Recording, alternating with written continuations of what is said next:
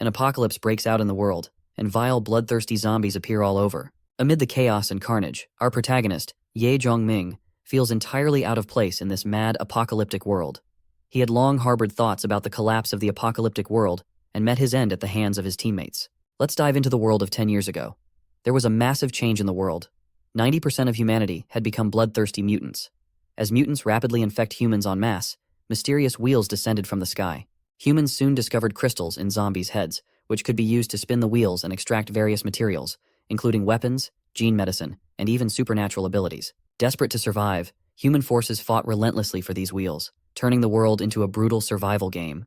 Zhang chose to obey to stay alive, even if it meant abandoning his principles. After a decade of grueling training, he finally earned his place on the elite monster fighting team. He believed his hard work would lead to a brighter future, but instead, it ended in betrayal and death at the hands of his own teammate. Just when he thought it was over, he woke up next to Bai Shi, a girl who died long ago, in the very house he lived in before the apocalypse. Naked and disoriented, he realizes it's September 10th, 2220, the day before the apocalypse began. As memories of the monstrous apocalypse flood his mind, he grapples with the horror of reliving that nightmare. But then, a spark of determination ignites within him.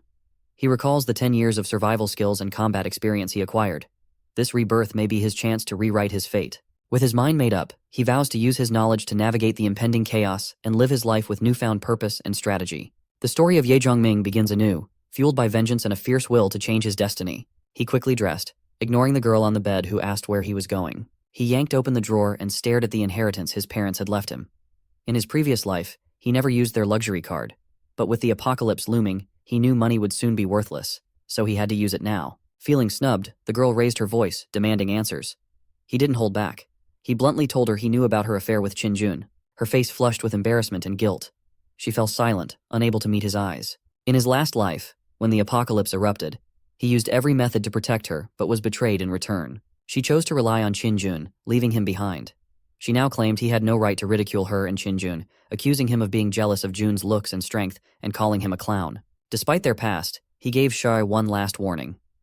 Qin Jun wasn't someone she could trust. He knew telling her that Jun would sell her for merely 3 cans of food wouldn't change her mind, so he didn't bother. Deciding not to waste more time on her, he focused on preparing medicine, food, and equipment. Meanwhile, she kept shouting that she was the one who abandoned him, insisting he wasn't leaving her and that she had chosen to leave him first. The scene shifts to a taxi, where he thrusts a pile of cash at the driver and demands a speedy trip to the nearest hospital. He swiftly gathers a stack of medicines at the hospital and stuffs them into a bag, knowing these supplies will be rare and incredibly valuable in the coming apocalypse. As he leaves the hospital, a woman accuses him of being an intruder and stealing. He says that the money for the medicines is on the counter, adding he has no time for further clarification, because people would only believe him once they meet the upcoming danger. He then hurries to an outdoor gear shop, methodically purchasing various defensive tools and gearing up from head to toe. Just as he's about to finalize his payment, he notices a machete on the weapons counter that resembles one he used in his past life.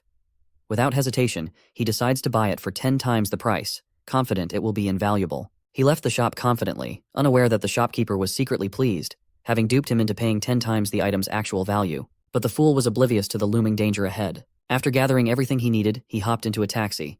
The driver, enticed by the money, sped off, with the car racing towards Heyday Mansion, just a short distance away. He recalled from memory that the Apocalypse Wheel, also known as the Trade Wheel, the sole source of resources for survivors, should be located there. He needed to act quickly to secure the most vital equipment and special abilities it offered. He promised the taxi driver an extra $300 if he could get him to Heyday Mansion in 5 minutes. The driver quickly shifted gears, telling him to hold on tight. Racing down the road, the driver narrowly avoided hitting a pedestrian. As the driver sped ahead, his mind raced, remembering if he'd overlooked anything. Suddenly, it hit him. The Apocalypse Wheel, also known as the Trade Wheel. This was the sole source of survival resources. Water, food, equipment, and even special abilities. All could only be obtained by spinning that wheel. He needed to be the first to reach it. According to his memory, the first Apocalypse Wheel should be near the Heyday Mansion, but the taxi was stopped at the entrance to the high-end area. Undeterred, he instructed the driver to force their way through, promising to cover any damages. The driver complied and charged ahead while the alarmed policeman called for reinforcements. The car soon arrived at a desolate area and stopped slowly. Before getting out, he suggested the taxi driver stop and leave the area. He added that the driver should head to places with fewer people afterward. As he stepped out, guards chasing them quickly apprehended him. Noticing his calm demeanor, one guard mentioned that a taxi had smashed through their guardrails and accused him of trying to flee. The policeman warned him not to act dumb. Despite the situation, He remained composed and was told to look above in the sky, but a massive rumbling sound grew louder before the policeman could ask where, and he had no chance to reply. Slowly, an era-transcending battleship appeared, causing the policeman's expressions to shift from anger to sheer fear. Zhang felt a cold sweat as the scene mirrored precisely what happened 10 years ago. He wondered why the creator had left the wheel behind and forced people into conflict.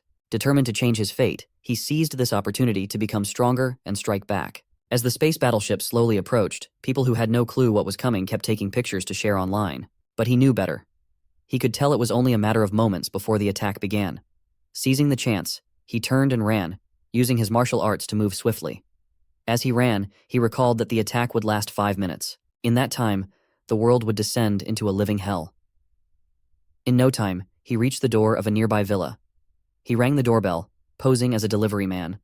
He remembered that the first wave of apocalyptic wheels would soon appear. Once the battleship ceased their assault, the wheels would descend. When the electric gate buzzed open, he slipped inside without hesitation. The woman inside, undeniably charming in her appearance, eyed him with suspicion. She insisted he wasn't a delivery man and demanded to know who he was. She warned him to leave or she would call the police. But he stood still, ignoring her words, knowing she had no combat skills, and was completely unaware of the looming danger. Just as the woman was about to protest further, a loud explosion erupted outside, followed by terrified screams. His stomach tightened as he saw the massive space battleship releasing a fleet of giant vessels that crashed into cars and buildings. Curious onlookers moved closer, unaware of the threat, only to see the vessels split open, releasing a green mist that shot toward them. Within seconds, those caught in the fog transformed into terrifying undead. One man tried to save a friend, but it was too late. The friend had already turned into a deadly zombie who attacked him without mercy. For him, who had lived through the apocalypse, the chaos outside was nothing new. The lady, however, was visibly shaken by the screams and destruction. Her eyes wide with fear, she demanded that he leave her house immediately, clearly unsure of his intentions. But he, unfazed by her panic, ignored her and noticed a strange glimmer coming from the kitchen. Without hesitation, he rushed towards it and found himself staring at a massive golden wheel that had mysteriously appeared before him. Curious and anxious, the lady followed him into the kitchen, only to be stunned by the sight of the enormous wheel. At the center of the wheel was a gray crystal, indicating it was the one-rank, one-crystal wheel. Despite that, he felt a wave of satisfaction wash over him. He knew even a one-crystal wheel could offer something valuable. But the woman beside him was filled with doubt. How could something like this just appear out of nowhere? He wasn't concerned with her skepticism. He focused on the rewards within the wheel. He spotted a strengthening drug that could boost a person's strength 2- or 3-fold. But there was a problem. He had no crystals to activate the wheel. As he examined the wheel closer, he noticed something unusual. Typically, level 1 wheels only required 5 crystals, but this one needed 7. This difference made him confident there was something even more valuable hidden within. After another look, he spotted the prize, a lucky card. The lady, puzzled by his muttering, finally asked what he was talking about. He explained that a lucky card could enhance a person's unique abilities, such as improving their physical strength or granting them a companion beast. In the back of his mind, he wondered why this woman hadn't turned into a zombie yet. It could mean she had some resistance to the poison. He began to think she might be helpful, perhaps even a reliable assistant in the future. But the woman wasn't convinced by his explanation. She still eyed him suspiciously. He pointed out to the lady that the screaming outside had suddenly stopped. Her eyes widened with surprise as she realized something terrible must have happened. Ignoring the danger, she decided to step outside and see for herself. He knew this was a fatal mistake. The silence meant that most of the screaming humans had already turned into mutants, no longer able to cry out. As she cracked open the door, an undead creature lunged at her. She stumbled back, crashing to the ground, struggling desperately to fend off the snarling monster. But it quickly overpowered her, pinning her down. Just as it seemed she was done, a flash of light sliced through the air, and the undead's head rolled away. Dazed, the lady looked up to see him standing over her, his machete gleaming with fresh blood. He had saved her in the nick of time. He bent down and pulled a crystal from the monster's head. The lady stared at it, suddenly realizing it looked exactly like the one on the mysterious wheel in her kitchen. 2 more undead creatures charged toward the open door before she could fully process what had just happened. She screamed a warning, telling him to look behind him. In an instant, he spun around, facing the 2 undead head-on. With a quick, fluid motion, he leaned out of their reach and slashed once, taking both creatures down in a single deadly strike. The lady watched in shock, her heart racing as she realized just how lethal he indeed was. He had seemed like just an ordinary guy to her, but now she saw the brutal efficiency with which he handled the mutants, and it left her speechless. In her shock, the lady asked for his name. After introducing himself, he extended a hand, pulled her to her feet, and then asked for her name in return. When she answered, his eyes widened in disbelief. She was Mu Xinfei, the rumored 9-star expert from his past life. the legendary figure who could single-handedly face entire divine armies. Yet here she was, just a delicate girl, far from the mighty existence he had known. Still shaken by his reaction, Xin Fei pressed him for answers, demanding to know what was happening outside. He didn't hesitate, and bluntly informed her that Earth had been invaded. As she could see, most people had already turned into zombies. He explained that while he didn't yet know who was behind the invasion, a few people around the world, like the two, hadn't been infected. He also mentioned that he had been collecting crystals from the heads of the undead, showing her the tiny, shimmering objects that were the key to survival in this new world. After listening to his detailed explanation, she grasped the dire situation outside and suggested they seek help from the government or military. But he shook his head, explaining that those entities likely collapsed within minutes of the attack. As far as he could tell, the entire Earth had become a playground for the undead. His mind raced with calculations. If Xin had become an N-star expert in his past life, she must have possessed some extraordinary traits that were still hidden. He needed an assistant, and she seemed like the perfect candidate. So, he decided to teach her the survival rules of this new undead world. First, he explained, were the wheels that humanity relied on to survive the apocalypse. Most supplies came from them, but activating a wheel required crystals extracted from the heads of the undead. The more valuable the wheel's rewards, the more crystals it needed. She, being sharp, quickly caught on that there must be more wheels out there. But her curiosity improved, and she asked how he knew all this. He didn't want to reveal that he had been reborn, so he swiftly changed the subject, suggesting she try spinning the wheel while he hunted zombies outside. Turning to leave, he paused at the door and gave her a stern warning to shut the door tightly behind him and, under no circumstances, to go outside. With that, he stepped out, preparing to face the undead once more, leaving her to process everything she had just learned. On the street, the undead wandered aimlessly, their groans filling the air. One of them seemed to sense something, turning its head just as he drove a blade into its skull. Sensing fresh prey, several other undead charged at him, but he was no easy target. His movements were quick and precise, his body agile as he weaved through the mass of rotting bodies. With practiced ease, he delivered powerful thrusts, slicing through the zombies like they were nothing more than overripe vegetables. As the last of them fell, he meticulously collected the crystals from their foreheads. But just as he finished, he heard desperate cries for help from behind him. Spinning around, he saw a girl being chased by two undead. Panic etched on her face. She bolted toward him, hiding behind his back in fear. Without hesitating, he stepped forward, meeting the undead head-on. With a swift motion, he brandished his blade, slashing them into mangled flesh with a series of rapid, deadly strikes. But as he turned to check on the girl, her demeanor shifted. She clawed at him frantically, her mouth stretching open in a grotesque scream as she lunged at him. Thankfully, he was ready. In one fluid motion, he reached out, his hand hooking her head and driving his blade straight into her forehead, ending the threat before it could even begin. Xin was amazed when he returned with 11 undead crystals, adding them to the 3 he had already collected. It was just enough for 2 spins on the mysterious metal wheel. With Xin watching curiously, he carefully placed the crystals into the slots individually. As the last crystal disappeared, the wheel began spinning wildly, both watching in anticipation. He silently prayed for some functional medicine as the wheel blurred with speed. When it finally slowed to a stop, the wheel spat out 4 cans of food. He stared at them, feeling a wave of disappointment wash over him. During the apocalypse, canned food was a rare luxury, but it wasn't what he needed now. He wanted something to give them a fighting chance, not just more supplies. To make matters worse, Xin had already organized a large stash of unspoiled food while he was out hunting zombies, enough to last them for a while. Eating canned food at this point felt like a waste of a precious spin. Frustrated by his continued bad luck, he turned to her with an idea, suggesting she give it a try, thinking her luck might be better than his. He handed her the remaining crystals, hoping that the wheel might offer something more valuable this time. Once again, the wheel is about to be activated.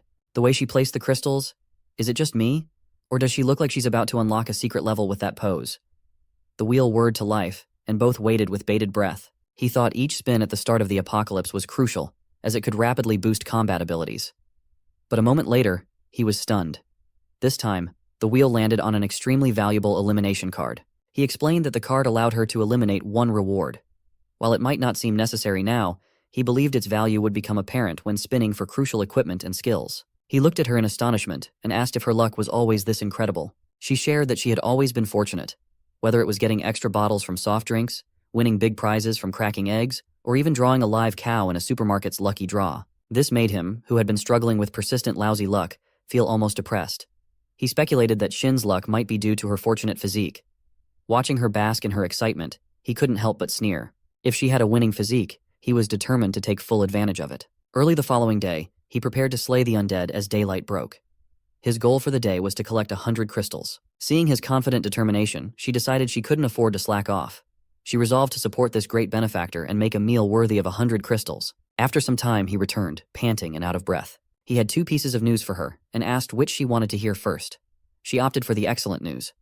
The good news was that the area was now completely overrun by zombies, but he had managed to clear them all out. This impressive update thrilled her, and she eagerly asked for the bad news. The bad news was that he had only collected 21 crystals despite searching the entire area, checking every house, room, and hidden spot. Seeing his slight discouragement, she reassured him that these crystals were still enough for several spins on the wheel. He asked her if there was something to eat, as he was hungry. Soon the dishes were served, but their appearance was likely unappetizing even to dogs. She hesitantly admitted that she wasn't very skilled in cooking, and with a hint of sadness, suggested that if he found the food unpalatable, he could always eat from the cans in the fridge. Despite the less than appealing presentation, he took a large bite and told her it tasted good, even if it looked terrible. Her eyes lit up at his comment, as he was the first person not to reject her cooking. It's because he had survived the apocalypse and had faced far worse, including eating dead human meat, so hunger and thirst were his greatest fears. After finishing his meal, they went to the wheel to use the crystals he had collected. She proved her luck as the wheel rewarded them twice in a row with practical weapons, a gun and a crossbow. She then handed him the remaining crystals, urging him to try it. He shook his head, saying his luck was too poor. Undeterred, she took his hand, blew on it, and with a sincere expression, told him she had transferred her luck to him. Her gesture made him blush, unable to hide his surprise and gratitude. 6 rewards remained on the wheel, with the odds of hitting the enhanced gene medicine now sitting at a slim 1 in 6. She quickly suggested using the elimination card to remove the cookie option, hoping to improve their chances. But before they could reconsider, the discard card touched the wheel and suddenly ignited. His eyes widened in disbelief. Once the card made contact, their decision was set in stone. Now, with a 1 in 5 shot, he knew there was no turning back. Without a moment's delay, he inserted the crystals to initiate the spin. As the wheel started to whirl, both launched into fervent prayers. Whether invoking the Eastern Amitabha or the Western Amun, they called upon every divine power imaginable. As the wheel gradually slowed and the arrow settled on a green potion bottle, their faces lit up as if they had just won the jackpot. Indeed, they had struck gold with the novice body-strengthening potion. This wasn't just any reward. It was a game-changer capable of amplifying the user's combat skills and physical strength by at least 3-fold during the early stages of the apocalypse. In a harsh world where survival was a luxury, a body-strengthening drug like this was nothing short of essential. Excitedly, she urged him to drink the potion immediately. However, he had a different plan in mind. Instead of gulping it down, he carefully combined the strengthening potion with some heparin he had taken from the hospital, pouring both into a tray. He explained to her that mixing the 2 substances could double the potion's volume, effectively transforming 1 bottle into 2. He further elaborated that the wheel they used wasn't unique. Numerous others were scattered in various locations, each equipped with its own set of reward boards. With the additional bottles they'd created, they could trade for valuable skill cards or specialized medicines with other survivors. This strategy enhanced their immediate strength and opened up opportunities for bartering and negotiations, increasing their chances of long-term survival in the apocalypse. Soon enough, the 2 newly created strengthening potions were sitting before them. She was about to ask him how he knew how to make the medicine. Still, before she could complete, he quickly shifted the conversation, pointing out that the medical water's temperature was too high and needed to be lowered immediately. Then, turning back to her, he emphasized that she should memorize every detail of the process and the correct temperature standards, because it would be her turn to make the potion next time. She nodded, already feeling confident she could handle the task. After finishing the potion making, she couldn't resist asking the same question again about how he knew all this. But before he could answer, they were interrupted by a knocking sound from outside. His expression turned serious as he hushed her, quickly pulling her upstairs. Confused, she asked why he seemed so alarmed. He explained that the sound came from a mutated stink bug. The infectious virus, these locusts had evolved into cannibalistic insects. While they weren't solid individually, they hunted in swarms, and spotting one meant the entire horde was nearby. Sure enough, with just a little effort, the swarm of mutated locusts broke through the door, swarming up the stairs towards them. The 2 scrambled to use a wardrobe to block the door, but he warned her that these bugs were more dangerous than they seemed. They could even infect plants, turning them into flesh-eating organisms. When they thought they were safe, the banging sounds started again, louder this time. She, startled, instinctively jumped into his arms. He might have thought, forget the bug spray. We need some modesty spray here, stat. However, he eased her fears by telling her not to be scared, assuring her that he's there for her, and his words made her feel at ease. Seeing the door battered relentlessly, he realized it wouldn't hold out much longer. He quickly decided to have her hide in the bathroom while he prepared to face the oncoming swarm. When she anxiously asked how he planned to survive against so many, he reassured her it would only take a few minutes. Without hesitation, he pulled out the strengthening potion he had just prepared.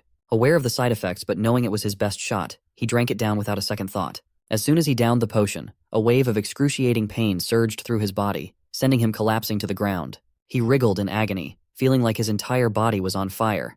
But as the pain threatened to overwhelm him, the mutated beetles finally broke through the door. He crumpled to the floor, but the potion's effects started kicking in. Was this the end for him? Not a chance. In an instant, a flash of steel pierced through the air, impaling one of the beetles. Boosted by the potion's strength, he sprang into action, launching himself at the swarm with lethal precision. His eyes glowed with an eerie red light, making him look like a reaper from the depths of hell. The pain from the drug's side effects was unbearable, driving him to scream in fury as he fought. The mutated beetles swarmed him, but he roared defiantly and charged forward, his blade slicing through them with relentless force. In a frenzy of slashing and stabbing, he tore through the horde, leaving a trail of carnage in his wake. Green mutated blood splattered across the walls and floor as he hacked away at the last of the creatures. Finally, when the previous beetle fell, he was left standing amid the destruction, panting heavily from the exhausting battle, his body trembling from both the fight and the after-effects of the potion. As he surveyed the shattered limbs scattered across the floor, a nagging suspicion crept into his mind. A locust swarm's appearance always signaled a locust queen's presence. The swarm would keep reproducing endlessly if the queen wasn't dealt with. As he pondered this, a massive mutant loomed into view. It was the locust queen. Enraged at the sight of her slaughtered brood, the queen spewed a jet of green liquid at him. Fortunately, he reacted quickly, dodging the acidic spray by a hair's breadth. The liquid sizzled and corroded everything touched, but he wasn't intimidated. As the queen charged at him again, he decided to stop holding back. He leaped into the air in a flash, soaring above the queen before driving his blade down hard into her back. The locust queen let out a bone-chilling shriek of agony, writhing in pain.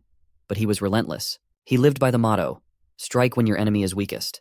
Without hesitation, he twisted the blade handle, then plunged it in deeper. In moments, the queen's strength drained away, and she collapsed to the ground with a heavy thud, defeated. After the battle, he finally staggered over to the bathroom, knowing that the more he pushed himself, the worse the potion's side effects would become. But as soon as he opened the door, Shin leapt into his arms, clinging to him tightly. Despite his exhaustion, he felt a sense of comfort wash over him, and gently told her not to cry, reminding her that tears were the most useless thing in the apocalypse. Slowly, she managed to calm herself, though the shock of being saved from such a nightmare still lingered. But when she turned her head and saw the bloody mess outside, her stomach churned. As she tried to figure out how on earth they were going to dispose of the pile of corpses, he made a surprising comment. He casually mentioned that these were all fresh, delicious sashimi, hinting that this would be their food source as time passed. When she looked at him in disbelief, he explained that food supplies would become scarce after a year, and these mutants would be one of the few edible resources left. He explained that in the apocalypse, food would come from 3 primary sources: unexpired food, food obtained from the wheel, and the corpses of the swarm. The idea of eating mutants made her eyes widen in horror, but he, ever pragmatic, pointed out that eating these creatures was still far better than resorting to cannibalism, a thought that left her even more shaken. Helplessly, she equipped herself with what she could find and began the grim task of hacking off the broken limbs. In no time, she had chunks of meat, both large and small, piled into a basin. He, noticing her quick adaptation, praised her for getting used to such gruesome work so swiftly. But before long, he approached her with his backpack slung over his shoulder, saying he needed to go out and gather more undead crystals. He reassured her to trust that he would return. With her gaze fixed on him as he departed, he once again ventured into danger, fully aware that he would have to push even further from their temporary refuge. As he navigated the desolate streets, his senses remained sharp, listening for any hint of activity. Yet, all he encountered were the grim remains of the undead and fallen humans, their bodies scattered across the road like discarded remnants of a forgotten world. As he approached an intersection, the air was suddenly pierced by cries for help, forcing him to stop abruptly.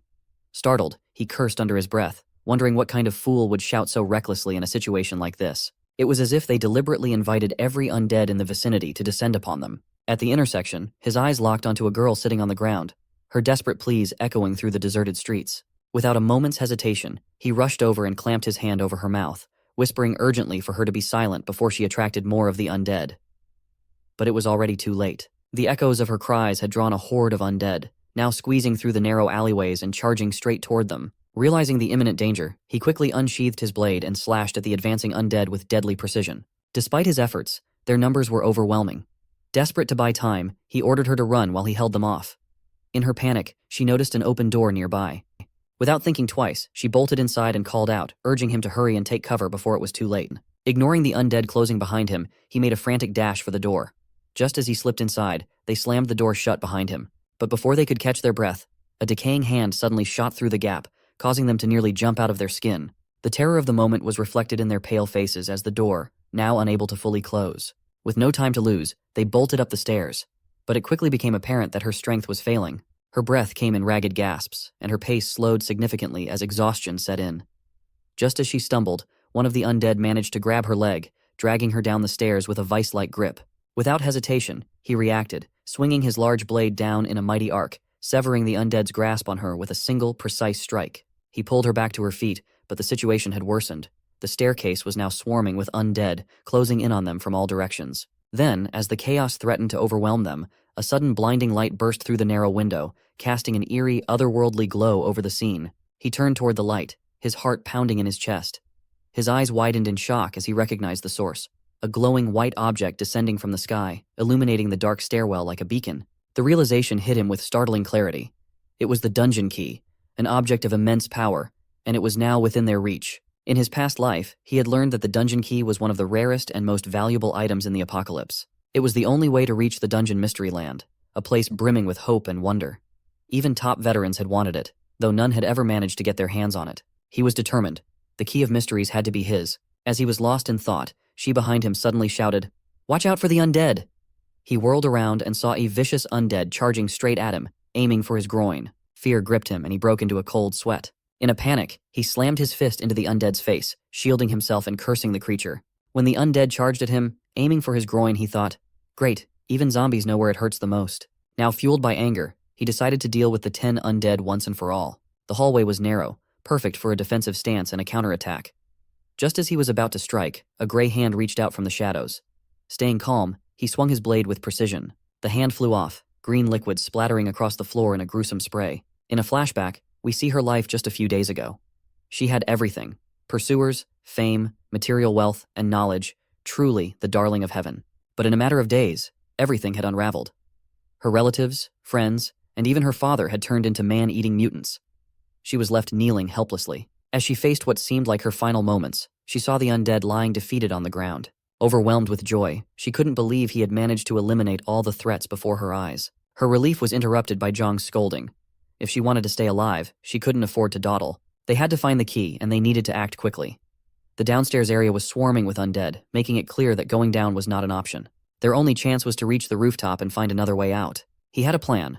The rooftop of their building connected to the building in front, and he planned to exit the building from there. If they could make it there, they'd be closer to their goal. He figured that once he descended from that building, the key would be just 2 streets away. As he surveyed the area, he noticed vines creeping over every surface, their relentless growth overtaking the landscape. Suddenly, a branch snapped toward the young girl, wrapping its tendrils around her and lifting her off the ground with surprising force. Without missing a beat, he sprang into action, intercepting the movement and catching her in mid-air. His response was swift and calculated, driven by instinct rather than emotion. He set her down without a word, his focus immediately shifting back to the task at hand. She glanced at him, impressed by his quick thinking. But he remained unfazed, his mind occupied with the challenges ahead. Irritation simmered as he faced the mutated plants that slowed their progress. Every second spent dealing with the overgrown foliage felt like a waste of time. He hacked through the vines with growing impatience, determined to push forward. At last, they reached a locked door. She asked what they should do next. His answer was direct and decisive, a powerful kick that sent the door crashing open. They quickly made their way to the rooftop, where they were met with the unexpected sight of a large group of survivors already gathered, waiting for whatever came next. A blond guy wielding a baseball bat approached them with a stern expression, demanding to know what they were doing. He warned that breaking the door could attract more of the undead. Zhang quickly stepped forward, clarifying that they meant no harm and had already cleared out all the zombies in their building. The blonde's eyes widened in surprise, clearly taken aback by the claim. It seemed unbelievable that anyone could have cleared out all the zombies in such a place, especially with the constant threat of more potentially making their way up to the roof. Despite his skepticism, they used a shovel to prop up the broken door, hoping it would at least delay any potential threats. The blonde turned back to him, accusing him of putting everyone in danger regardless. Before tensions could escalate, his friends intervened, pointing out that he and the girl hadn't even known there were others in the building. The blonde's anger subsided slightly, but his distrust remained evident in his gaze. As the situation calmed, he took a moment to scan the surroundings from the rooftop, his eyes searching the horizon. The blonde, still wary, asked him about his intentions. He revealed that his goal was to reach the middle school. The blonde raised an eyebrow in surprise, questioning how he planned to navigate the streets, likely crawling with zombies. He explained that he had seen some lights in that area and was determined to investigate them. The blonde's expression shifted from skepticism to reluctant admiration. Impressed by his courage, he confirmed that the lights were indeed at the school. He then pointed out a possible shortcut, another building close to the east side of the rooftop. If he was willing to take the risk, he could try jumping across to reach it. However, the blonde warned that it was a dangerous move, one that could seriously injure anyone who attempted it. He looked at the gap between the buildings, weighing his options. The jump was risky, but it was also the fastest route to his destination. Determined, he made up his mind. The blonde watched him closely, as if trying to gauge whether this stranger would actually go through with it. He immediately headed east, intent on assessing the situation for himself. The gap between the buildings was about 5 meters, with the opposite rooftop sitting 1 level lower, a distance he judged to be challenging but manageable. For him, it was nothing more than a test of his daily training, something he felt confident in handling. He made up his mind to take the leap. Just as he was about to move, the girl tugged at his clothes, her eyes wide with fear as she pleaded with him not to leave her behind. A brief pang of compassion crossed his mind, and he agreed to take her backpack with him across the gap. The blonde, watching this unfold, scoffed and warned that he was asking for trouble by trying to take both. Zhang, thinking quickly, suggested using ropes to secure the backpack and his body to hers, ensuring they could cross together safely. The blonde let out a harsh laugh, dismissing the idea. He pointed out that there was no way she could make the jump while burdened with both a heavy backpack and another person. Instead, he offered a different solution. The girl should pass the backpack to him, and he would throw it over once they were safely on the other side. But Zhang wasn't convinced. He knew that handing over the backpack could mean losing it forever, especially to someone as untrustworthy as the blonde.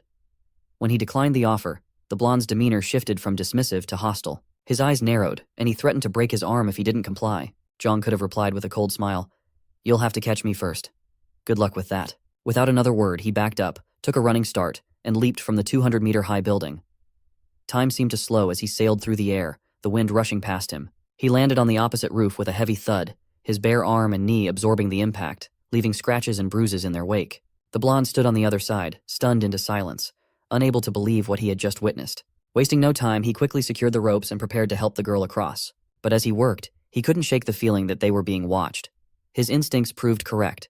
A hulking stranger, hidden in the shadows and observing them through binoculars, had been tracking their every move. This stranger, a member of a notorious outlaw community, saw the chaos unfolding below as an opportunity. These outlaws thrived on preying upon the vulnerable, exploiting lost and helpless women for their own twisted purposes. The predatory gleam in his eyes made it clear that he had set his sights on them, and he wasn't about to let this opportunity slip away. Inside the grimy makeshift establishment, women were being forcibly abused, and in private rooms, people placed bets on the brutality of the assailants. One guy turned to his friend and asked how much longer he thought the abuser would last. The friend, placing a bet for a cigarette, guessed 1 more minute. The white-haired guy scoffed, saying that this rundown place didn't even have a box of wine. He'd only found the cigarette from the body of an old man. His friend countered that if the place wasn't a school canteen, where would he find wine? To get wine, he'd need to head to the principal's office. A bald guy chimed in, noting that the principal's office was locked by some fool of a student. So what could they do? One of the men suggested they wait for the 5th brother, Lao Wu, and proposed throwing all the girls to the zombies. The white-haired guy objected, arguing that they shouldn't throw them away. This angered the bald guy, who seemed to think they'd gone beyond the point of no return. As they conversed, the giant who had been closely watching the girl with Zhang walked in. The room erupted in chants of 5th brother in his honor. One of the men informed him that the building they were occupying was now surrounded by a massive horde of zombies, effectively trapping them inside. One guy grumbled about how one night had dramatically shifted the world's balance. Lao Wu laughed, dismissing the concern. He told them to do whatever they pleased, asserting that in this world, only the strongest reign supreme. Even the apocalypse, he claimed, only made their rule more divine. The scene shifts to Zhang risking his life as he weaves through the perilous streets in search of the dungeon key. His movements are swift and calculated, effortlessly darting past lurking monsters. However, the girl struggles to keep up, her breath coming in short, ragged gasps. Fear and exhaustion weigh heavily on her, and she finally begs him to slow down, terrified that he might leave her behind. Irritated, he begrudgingly slows his pace, but not without grumbling under his breath. He mutters about how she's become a burden, feeling tricked into helping her simply because she appeared helpless. His frustration is palpable, yet despite his annoyance, she manages to keep up, pushing herself to match his pace. After what feels like an eternity, they finally reach the school. The silence that greets them is eerie, with not a single sound to indicate the presence of the undead. The air is thick with tension, and he can't help but wonder where the zombies have gone. He guesses that the quiet is due to the undead being gathered elsewhere by sheer chance. He's right. Inside the school, multiple students have barricaded themselves in classrooms, desperately trying to escape the undead that had overrun the area. Their faces are marked by despair, knowing that even if the zombies don't breach their makeshift defenses, hunger and isolation will eventually take their toll. As they cautiously move through the hallways, a girl trapped inside one of the classrooms spots them. Her eyes widen with a mix of hope and desperation, and she begins calling out for help, her voice trembling with fear. The girl at his side instinctively moves to respond, but he immediately stops her, his hand shooting out to silence her. "Don't," he admonishes, his voice low and stern. He reminds her that making noise could attract the undead lurking nearby, potentially leading them straight to their location. He points out, with a bluntness that stings, that she wouldn't be able to defend herself if they were swarmed. His words are harsh, but they're rooted in the grim reality of their situation. She hesitates, a pang of sadness washing over her as she looks at the trapped students. The sight of their helplessness and fear tugs at her heart, filling her with distress. She wants to help them, to do something, anything, to ease their suffering. But he, ever the realist, quickly quashes her thoughts of heroism. He explains that they have no idea how many zombies are outside those classrooms, and that he's not equipped to take on such a large number. His tone is firm as he tells her that this is the apocalypse, and if she truly wants to save those students, she'll have to find a way to do it on her own. The gravity of his words sinks in, and she nods, a quiet apology slipping from her lips. As she followed him through the dark, dilapidated corridors of the school, a flurry of questions raced through her mind. Why had he chosen this school as his destination? Was there any hidden sanctuary where they could evade the relentless zombies? The eerie silence of the school, punctuated only by their footsteps, heightened her anxiety. Trying to break the tension, she gathered the courage to thank him for saving her earlier and asked for his name. He stopped abruptly and turned to face her with a skeptical look. He asked her if she really thought a single word from her could repay the risk he had taken, his tone dripping with sarcasm. She was momentarily stunned, unsure of how to respond. His bluntness caught her off guard. In frustration, she asked what he actually wanted. With a smirk, he told her that he had saved her to use her as bait. He added, almost casually, that in a tight spot, a pack of instant noodles would be more useful than she was. His remark left her speechless and taken aback by his cold indifference. Swallowing her pride, she introduced herself as Liang Chu Yin. In return, he shared his name. Despite his harsh demeanor, she decided to stick with him, convincing herself that deep down, he was a decent person, even if his mood was perpetually sour. As they continued their search for the dungeon key, the distant cries for help from a corner classroom reached their ears. He hypothesized that the survivors inside might have seen the key or at least had valuable information about its location. He instructed Liang to stay hidden and, with agility, climbed up a pillar to reach the classroom. The noise from his movement attracted the undead inside the school. As a monstrous creature lunged at him, he reacted swiftly. He delivered a powerful kick to one's head, sending it crashing into a nearby wall. Landing with precision, he drew his blade and, in a series of swift, calculated strikes, dispatched the approaching undead. Inside the classroom, 3 survivors huddled together, their fear palpable. Among them was Teacher Pooh, who stepped forward with a mixture of relief and gratitude. He scanned the room, assessing the survivors, and wondering if they had seen where the key might have fallen. Teacher Pooh introduced himself and explained that they were trapped with 2 students and a girl named Chiang who had sadly perished. Pooh asked if they had seen a ray of light, emphasizing that any detail could be crucial. He promised that if they helped him locate the key, he would ensure their safety. The 2 students shook their heads, indicating they hadn't witnessed the light. However, Pooh spoke up with certainty, saying she had indeed seen it, and even knew where it had landed. His curiosity piqued, he immediately pressed for the exact location of the light. Pooh, however, insisted that he first rescue them before revealing the key's location. Doubts clouded his judgment, and he hesitated, questioning whether he would really assist them once he knew where the key was. Pooh described the key's descent in vivid detail, hoping it would be enough to secure their rescue. Despite the detailed description, he assessed that the situation was dire. There were too many undead outside to guarantee the safety of all 3 survivors. With his current capabilities, he could only take 2 people with him. The children, outraged by his decision, demanded an explanation for his apparent disregard for their companion's life. They argued vehemently, finding his choice unfair and unreasonable. He sneered at their frustration, dismissing their pleas with a grim reminder. There's no fairness in the apocalypse. Only the strong survive while the weak are left to perish. With a hardened resolve, he instructed them to remain where they were if they chose to wait for death. Drawing his sword and bracing for any potential attacks, he made his decision. He would take the 2 who were willing to follow him, leaving the rest to their uncertain fate. The students were gripped by fear, but Pooh gently caressed their shoulders, trying to offer them a shred of comfort. He, standing at a distance, ordered them to decide who among them would leave with him. Understanding that only 2 could be saved out of the 3, Pooh didn't hesitate. Without a second thought, she selflessly offered the students the chance. Observing this, he assured her that he would safely escort the 2 children out. However, when he pressed for the key's exact location, Pooh, to his surprise, insisted that he wait until after the students were secure. She promised to write down the location and toss it down to him only once they were safe. It was clear that Pooh had meticulously planned this, and her every move was calculated to ensure the children's survival. With a cold tone, he remarked that he hoped she wouldn't regret her self-sacrificing choice, and then ordered the students to follow him. He could feel the presence of 3 zombies lurking just behind the door. He quickly instructed Pooh to lock the door as soon as they exited. As he opened the door, one of the zombies tried to slip through, but he was faster, delivering a swift kick that sent the creature crashing into the wall. In one fluid motion, he decapitated it with a precise slice. Pooh, though outwardly stern, was just as terrified as the others.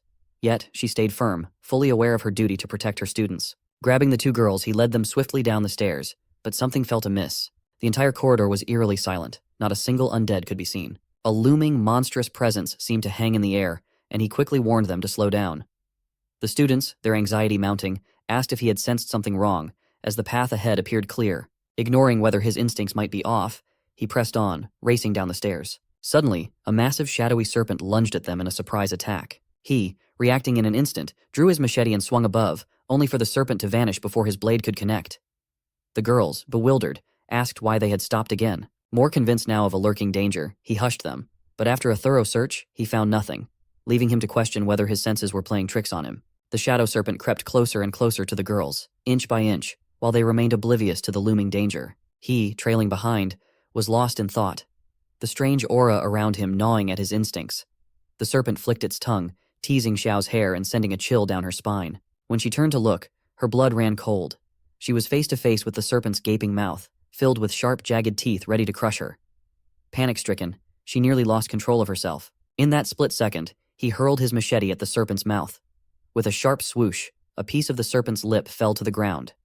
The building echoed with its agonizing shriek, a sound that pierced through the gut and heart. Enraged, the serpent lashed out with its claw at him. But instead of retreating, he stood his ground, meeting the attack head-on with his fist. To his shock, the punch didn't even faze the beast. He quickly realized that the serpent had metal-clad arms, making it a nearly indestructible foe. Its relentless attacks, barely dodged by him, proved it was far harder to defeat than he had anticipated. Seeing the serpent's relentless strength, he launched a perfect roundhouse kick, aiming for its head with all his might. But the attack seemed to have no effect.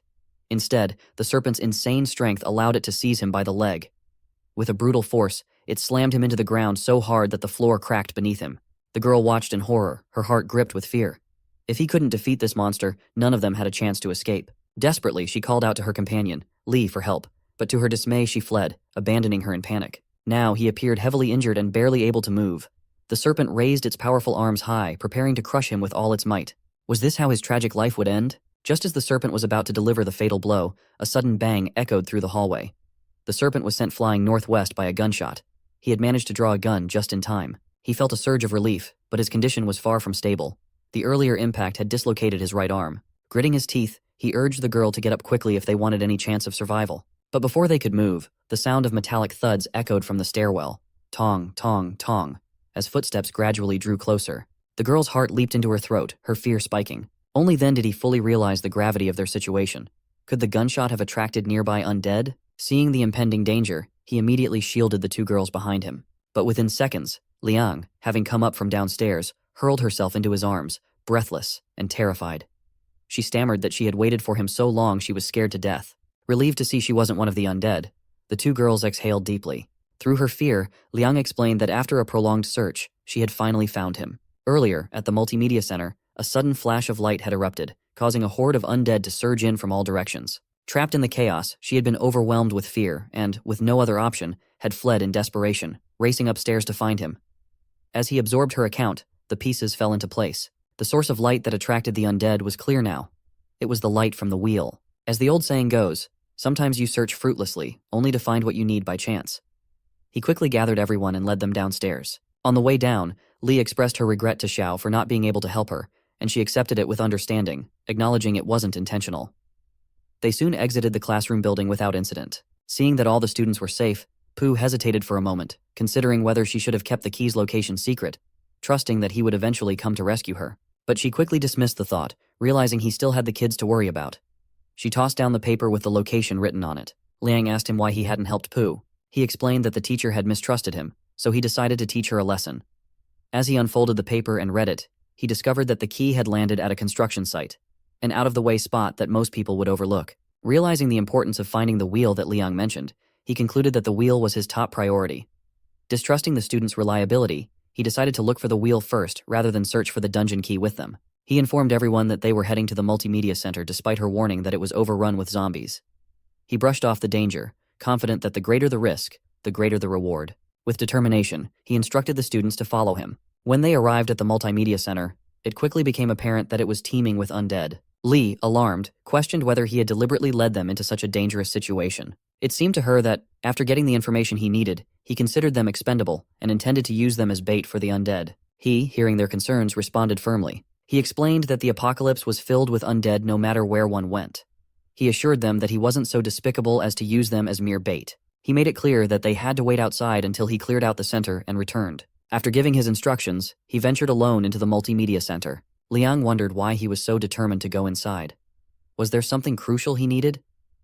Li, meanwhile, was concerned that he was making a grave mistake. Despite having a gun, she doubted his ability to take on all the zombies alone. While they took refuge in a hallway, Li decided they should leave for a safer location. She grabbed Xiao's hand and urged her to come with her, insisting that they couldn't wait around and risk being killed by the zombies. She frightened Xiao by suggesting that Zhang might not survive the overwhelming number of undead and that they needed to avoid the same fate. Xiao, who was soft-hearted, hesitated, worried about leaving him after all he had done for them. Liang, sensing something off, asked what they were planning. Li fibbed, claiming she had a stomachache and that Xiao was just accompanying her to the washroom. Although she found this explanation suspicious, her primary concern was for Zhang's safety. As he stepped inside, he saw a group of pitch-black undead. The situation was grim, but he noted with relief that there were no mutated monsters among them, unlike before. He prepared for yet another intense battle, knowing there was no room for hesitation. His right arm hung uselessly at his side, dislocated from a previous encounter. Without wasting any time, he grabbed his arm and, biting down on his machete to keep from making noise, forcefully reset it with a sharp crack. The pain shot through him, but he didn't dwell on it. He had been through this process many times in his past life, and knew better than to let it slow him down. The noise, however, caught the attention of the nearby zombies, who began closing in. He didn't hesitate. He quickly drew his pistol and started firing, each shot precise and controlled. The zombies fell one by one, their bodies piling up on the floor as he methodically cleared the room. The sound of gunfire echoed through the building, alerting those outside to the danger within. Li, assessing the situation, immediately formulated a plan. She decided to take shelter in the teacher's dormitory and urged Xiao to come with her, knowing they needed to act fast. However, Xiao broke away from her grip and ran toward Liang, pleading with her to join them instead. Li, frustrated by her actions, muttered that bringing her along was a mistake, thinking more people would only mean less food to go around. Liang, however, refused to abandon him. She questioned how long they thought they could survive without him. He was a powerful ally, and leaving him behind would be a death sentence for them. She tried to change Liang's mind, pointing out the risks, but Liang countered with cold logic. If Zhang couldn't handle himself inside the center, they had no chance of surviving outside. She was left without a response, silenced by her reasoning. Inside the building, the battle continued. Zhang moved with precision, cutting down the undead with ruthless efficiency. The floor was littered with the corpses of the zombies he had defeated, a stark reminder of the relentless fight he had just endured. Then something caught his eye amidst the chaos. Standing before him was a color wheel, distinct and unexpected. He approached cautiously, realizing as he got closer that this wasn't just any ordinary wheel. It was an extra rare tricolor wheel, far more valuable than anything he had anticipated finding. He paused, his mind racing as he assessed the situation. He knew its value and what it could mean for his future efforts. The exhaustion from the battle faded into the background as he prepared to claim this rare find, understanding the significance of what lay before him. In the apocalypse, wheels wield incredible power, with the potential to save lives. While ordinary wheels range from grade 1 to 9, there are also special multicolored wheels. The tricolor wheel, the 7-color wheel, and the 9-color wheel. Ordinary wheels offer equipment and food, but multicolored wheels provide extraordinary benefits. They grant formidable battle skills such as warrior, assassin, and ranger abilities, as well as incredible support skills like doctor, alchemy, and even chef. Attaining a professional skill from a wheel unlocks its greatest resources. For instance, an assassin with a wild battle sword could achieve movie-like precision and prowess. However, compared to a single-color wheel, multicolored wheels are incredibly rare. There's also a risk. If the wheel lands on a black area, it could explode like a bomb. As he focused on the wheel, he noticed a badge within the black area, indicating it was a professional section, and therefore, safe from explosion. Despite his string of rotten luck, he had unexpectedly found a tricolor wheel. Could it be that Shin's luck had somehow transferred to him? In the hallway, Xiao desperately tried to persuade Liang to flee from the center, but she steadfastly refused. Instead, she warned them about the danger of making noise and attracting more zombies. Li, however, was confident that the zombies wouldn't pose a threat since they were all drawn to Zhang inside the center. She forcefully dragged Xiao away, sarcastically suggesting they should wait for his corpse, their supposed savior. Liang, enraged by this remark, slapped Li across the face, demanding she remember who had saved her life. Li, stung by the humiliation, retaliated with a slap of her own, warning Liang not to think he would always be there to protect them. As the tension escalated, Xiao tried to lead her away from the area, unaware of the looming dangers of the apocalypse. Meanwhile, in the darkness, a pair of watchful eyes focused intently on Liang, who remained blissfully unaware of the impending danger. Fifth brother, enjoying their recent fight, gave orders to his men to capture her immediately. Despite their concerns about plunging into a horde of zombies, their leader was confident that all the zombies had been lured into the center, making it relatively safe elsewhere. On the other side, Li, fuming with anger, searched for a good hiding spot. Xiao, bewildered and questioning their decision to go off alone, tried to keep her voice low, knowing that Li had already been slapped for her concerns. As they descended the stairs, they arrived at a location where they could clearly detect someone's presence due to subtle movements. Meanwhile, Liang was consumed by anger at the ungrateful girls. As she wandered aimlessly, she heard their distant screams. At that moment, a dark shadow began to close in on her. Before she could react, a man seized her from behind, restraining her tightly. Liang cried out loudly in panic, but her pleas went unheard. Suddenly, a crude man appeared from around the corner, leering as he remarked on Liang's beauty. He ordered his men to take her to Lao Wu for their amusement. She warned them that Zhang would not take kindly to this, but they dismissed her, confident that he was likely dead and that no one would come to her rescue. Back inside the multimedia center, he wished for a cheat code to automatically gather all the crystals, because in an apocalypse, the only thing worse than zombies is manual labor. Unaware of the chaos outside, he wished for a cheat code like in a game that could automatically gather all the crystals for him. Li and Xiao sprinted through the desolate streets, a savage zombie closing in on them with terrifying speed. Their breath came in ragged gasps as they cried out for help, but Li quickly silenced Xiao, warning her that shouting would only draw more of the undead to their location. In her desperation, Li stumbled, her legs giving way beneath her. Xiao, noticing her friend's struggle, stopped in her tracks and extended a hand to help her up. The zombie was nearly upon them, its growls growing louder. But Li, driven by an overwhelming instinct to survive, made a split-second decision. With a forceful shove, she pushed Xiao directly into the path of the approaching zombie, using her as bait to buy herself time to escape. Xiao's eyes widened in shock and disbelief as she was thrown to the ground, left to the mercy of the undead. The zombie pounced on her with feral aggression, and within moments, her screams were silenced, replaced by the grisly sounds of her demise. Li, drenched in sweat and shaking from the near miss, forced herself to keep moving. She retraced her steps back to the spot where Zhang had instructed them to wait, only to be confronted by a horrifying sight. Liang was being dragged away by a group of kidnappers, her struggles futile against their overwhelming strength. Fear gripped Li as she watched the scene unfold, knowing that if she stayed, she could easily share the same fate. Without a second thought, Li began to back away, hoping to escape unnoticed. But one of the kidnappers caught sight of her and immediately gave chase. Panic surged through her as she fled once more, her lungs burning with every breath. Meanwhile, Liang, refusing to give in without a fight, managed to sink her teeth into the hand of one of her captors. He cursed in pain, loosening his grip just enough for her to break free. She stumbled and fell, but before the kidnapper could recapture her, a sharp blade suddenly pierced his hand. The kidnapper howled in agony, releasing her as he clutched his wounded hand. She, seizing the opportunity, scrambled to her feet and rushed towards Zhang, who had just arrived in the nick of time. She threw herself into his arms, relief washing over her as she realized he had come to save her. The building echoed with the kidnapper's gut-wrenching scream as he pulled the blade from his hand, his face contorted in fury. He spat out a threat, vowing that his boss and the notorious fifth brother would never let this insult go unpunished. But before he could finish his sentence, Zhang delivered a crushing punch to his chest, followed by a brutal kick to his face that sent him crumpling to the ground. With the kidnappers incapacitated, he turned to Liang, his expression serious. He asked where the other girls were, and she explained that Li and Xiao had doubted he would make it out alive, so they had decided to head in a different direction. As they spoke, Li staggered into view, breathless and disheveled. She quickly fabricated a story, claiming that Xiao had fallen behind and was overtaken by zombies. Her voice trembled as she apologized, promising to be more cautious in the future. Liang asked him what he was going to plan to do with the kidnappers. He told Liang that she needn't worry. The zombies would take care of them. There was no point in wasting any more energy on scum like them. With the multimedia center now secured and the undead threat eliminated, Li finally understood the full extent of his strength. She realized that staying close to him was her best shot at survival in this unforgiving world. He, sensing her newfound resolve, instructed them both to remain at the media center while he went back to retrieve someone important. As he disappeared into the shadows once more, the gravity of their situation sank in.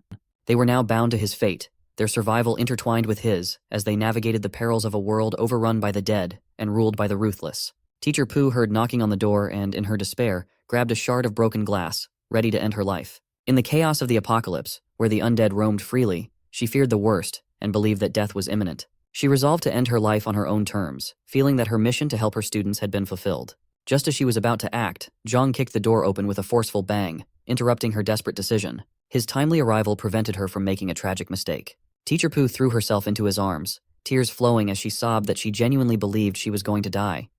She thanked him for not abandoning her. Feeling satisfied after dealing with the kidnappers, Zhang tried to maintain his composure, struggling to hide his blush. He explained that his actions had been a lesson in trust, and now he was taking her to safety. On the other hand, Liang and Li were busy collecting crystals, as he had instructed. Li complained about the task, finding it repulsive. When he returned with Pu, she quickly approached her student, embracing her and anxiously asking about Xiao. Upon learning that Xiao had been killed by the undead, Pu blamed herself, unaware that Li had actually pushed Xiao into the path of danger. Seeing Pu's distress, Li feigned sympathy, claiming that Xiao's death could have been avoided if Zhang had agreed to save everyone at once. She implied that they were indirectly responsible for Xiao's demise. Hearing Li's accusations, Liang erupted, shouting that if she hadn't ignored the advice and insisted on bringing Xiao along, the girl might not have been killed by the undead. Li, however, retorted that both Liang and Zhang had used people as bait for the undead, playing the role of saviors while putting others at risk. Before Li could say more, he slapped her face and told her to think before speaking in the future. He clarified that if he could save her, he could just as quickly leave her to the undead. He hoped the slap would make her realize that, in this apocalypse, taking on more people meant more danger, and he was under no obligation to save her. Saving her was an act of benevolence. Not saving her was his right. Seeing the tension escalate, Pu quickly intervened, trying to calm things down. She explained that children often speak without thinking and urged everyone not to take it personally. She also expressed her gratitude to him for saving her life. Liang asked him why they had been tasked with collecting all the crystals. Without answering immediately, he led the group to where the tricolor wheel had appeared. Liang was surprised to discover this was where the crystals were meant to be used. He then explained that, unlike the rank wheel, the tricolor wheel didn't simply count the number of crystals. Instead, it measured their energy to meet a specific activation threshold. He inserted 26 rank 1 crystals into the energy plate, and the wheel began to spin rapidly. A wave of relief washed over him, knowing the effort to gather the crystals hadn't been wasted. The wheel eventually stopped on the red square, and a box emerged. He opened it with eager anticipation, expecting an influential combat profession. However, his excitement quickly turned to shock when he saw the profession he had been awarded. Glory Artisan. Realizing this role wouldn't make him exceptional, he was disappointed. From the colored wheels, one can receive both a primary profession and a support profession. Support professions are secondary and do not enhance combat abilities. Artisan is classified as a support-type profession. Professions are ranked into 4 tiers: trainee, novice, intermediate, and advanced. He hadn't expected that the crystals he had painstakingly gathered would result in such a seemingly useless profession. This outcome only reinforced his belief that his luck was entirely cursed. Li asked to see the reward he received, feeling that all her hard work collecting crystals shouldn't be used by him alone. He handed the paper to Pu and began examining the other items the wheel had produced, including a 4-colored badge that seemed unusual to him. She read the page, discovering that the wheel could grant various ranks and specialties. The artisan profession included 5 techniques: enchantment, magic, collection, mosaic, and crafting.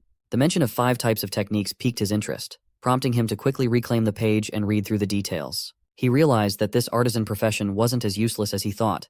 The skills could produce and upgrade weapons and greatly enhance their capabilities. Each color of metal represented a different ability. With these new skills, his weaponry would see a significant boost in power. Seeing the potential, he noted that there were still plenty of crystals left from the undead. He called everyone to help gather them, intending to eliminate a few more zombies in the area. By doing so, they could be in a stronger position. He emphasized the need to spend more time acquiring skills for better self-defense. As they worked to clear the corpses, Lao Wu watched from a distance. He was impressed by his strength, having single-handedly cleared the entire media center of zombies. However, he was puzzled by their actions, mainly why they were meticulously sorting through the bodies. When he noticed one of the zombie heads missing a crystal, he quickly pieced together their plan. Sensing the shift in his boss's focus, Bian, his assistant, asked what he had discovered. Fifth Brother ordered him to assemble everyone immediately, as they had an urgent task ahead. After clearing the piles of corpses, Liang felt a gnawing hunger since she hadn't eaten in a day. He handed her a food packet and advised her to drink water from the school bathroom, noting that the water tank still worked. He gave her a backpack containing 3 days' worth of food and some emergency medicine, instructing her to take good care of it as it held life-saving supplies. He told her to stay in the media center, which was relatively safe, while he went outside to handle some tasks. With a hint of sadness, Liang asked if he was planning to go off alone again. He replied that he needed to retrieve the key to the mysteries first. He reminded them to continue gathering crystals and assured them he would return soon. Li, concerned, questioned what they should do if zombies attacked while he was away. He bluntly stated that it was not his responsibility to protect them. He then picked up an ordinary wooden stick and demonstrated his crafting skills. In seconds, the stick transformed into a long wooden spear. He distributed the spears to them for self-defense, warning them that without proper protection, only death would await them. Pu understood the harsh reality and acknowledged that they needed to learn to fend for themselves in this ruthless apocalyptic world. With the spears handed out, he left to continue his work. He headed alone to the construction site of the nearby school's new building. A black shadow suddenly fell from the sky as he entered the site to assess the situation. Instinctively, he caught the falling figure, realizing it wasn't an object, but a girl in a military uniform. When their eyes met, she sprang out of his arms and quickly grabbed his uniform. He, taken aback, shouted that she must be out of her mind for treating her savior like this. Despite his protest, she maintained a stern demeanor, interrogating him with sharp questions about his identity and reasons for being there. Seeing that reason wasn't working, he quickly used force to free himself from her grip, then restrained her by choking her neck. He demanded answers to the same questions she had posed. She, realizing being attacked by someone with high combat skills, warned him that he was assaulting an officer. Recognizing this, he eased his grip. She admired his quick reflexes and asked if he was trained in martial arts. He admitted he had practiced fighting for 10 years, though he started as a novice. A bullet zipped past them, narrowly missing its mark. He reacted instantly, pulling the girl with him as he ducked behind a nearby wall for cover. She quickly explained that the people chasing her were death row inmates who had escaped in the chaos of the apocalypse. His tension eased slightly as he recalled how, in the previous apocalypse, these criminals had run rampant. With a grim smile, he decided it was time to be less restrained. However, he noted a significant problem. The criminals were armed to the teeth, having completely raided a weapons depot. They were well aware of their firepower advantage and had already begun to display their unhinged nature. Among the group of criminals, their leader, Lao Qian, barked orders at his subordinate, Da Li, to force the girl out of hiding. Da Li hesitated for a moment, asking about the man with her, to which Qian coldly replied that he was to be killed on sight. With that, Da Li eagerly charged toward them, intent on delivering a fatal headshot. But as he approached, a single bullet pierced the center of his forehead, dropping him instantly. He hadn't taken down criminals in a while, but his aim was still deadly accurate. The sudden death of Da Li sent the gang into a frenzy. They unleashed a wild barrage of bullets at his previous position, trying to suppress any threat. However, they were caught off guard when he suddenly appeared above them, his position elevated. Before they could react, he took aim and fired a shot straight into Lao Qian's chest, killing him instantly. Panic erupted among Qian's remaining associates. As they scrambled to aim at him, the policewoman with him sprang into action. With lightning speed, she delivered a powerful knee strike to one of the criminals, following up with a precise punch that sent him flying. The criminal, now on the ground and begging for mercy, looked up at her with fear. But before she could decide his fate, Zhang had already pulled the trigger, ending his life with a cold, unhesitating shot. The policewoman rounded on him, scolding him for killing a criminal who had already surrendered. She questioned his actions, asking why he had pulled the trigger when the man was no longer a threat. He didn't offer an answer, his expression remaining hard and unreadable as he holstered his weapon. After ensuring the criminal was dead, she questioned him again about his actions. He explained that he was doing what police officers should have done, eliminating dangerous criminals. He murmured that in the apocalypse, there were countless cases where people begged for help not just from the undead, but from scum-like death row criminals who preyed on them. He recounted how, in his past life, his ex-girlfriend was brutally raped and killed by such criminals. He emphasized that since these criminals were already sentenced to death, he would show them no mercy. She looked at him, noting his cold demeanor. While she understood his reasoning, she was struck by how young he was, yet so mercilessly cold-blooded. She wondered what experience had hardened him so profoundly. On the other side of the city, a man nervously informed Lao Wu that the two people he had sent to rescue had already been bitten to death by zombies. The news sent a surge of anger through Lao Wu. But when the man suggested avoiding Zhang due to his formidable martial arts skills, Lao Wu's response was swift and brutal. He landed a heavy punch on the man's face, knocking him off balance. Lao Wu sneered and declared that killing him was the key to controlling the entire area. With him out of the way, they would claim all the weapons, resources, and women. He then turned to address the group of criminals he had gathered, his voice booming with authority. He announced that someone had dared to act with impunity on their territory, and worse, had killed two of their brothers. Bian, not fully grasping the gravity of the situation, foolishly tried to argue that the two men had been killed by zombies, not by Zhang. This only fueled Lao Wu's fury. He struck the man again, silencing him with a warning to keep his mouth shut unless he wanted to lose more than just his dignity. He then clarified to the group that the apocalypse had changed the rules while they had previously operated in the shadows. Now, they were free to take what they wanted, and no one could infringe on that freedom. Not even Zhang.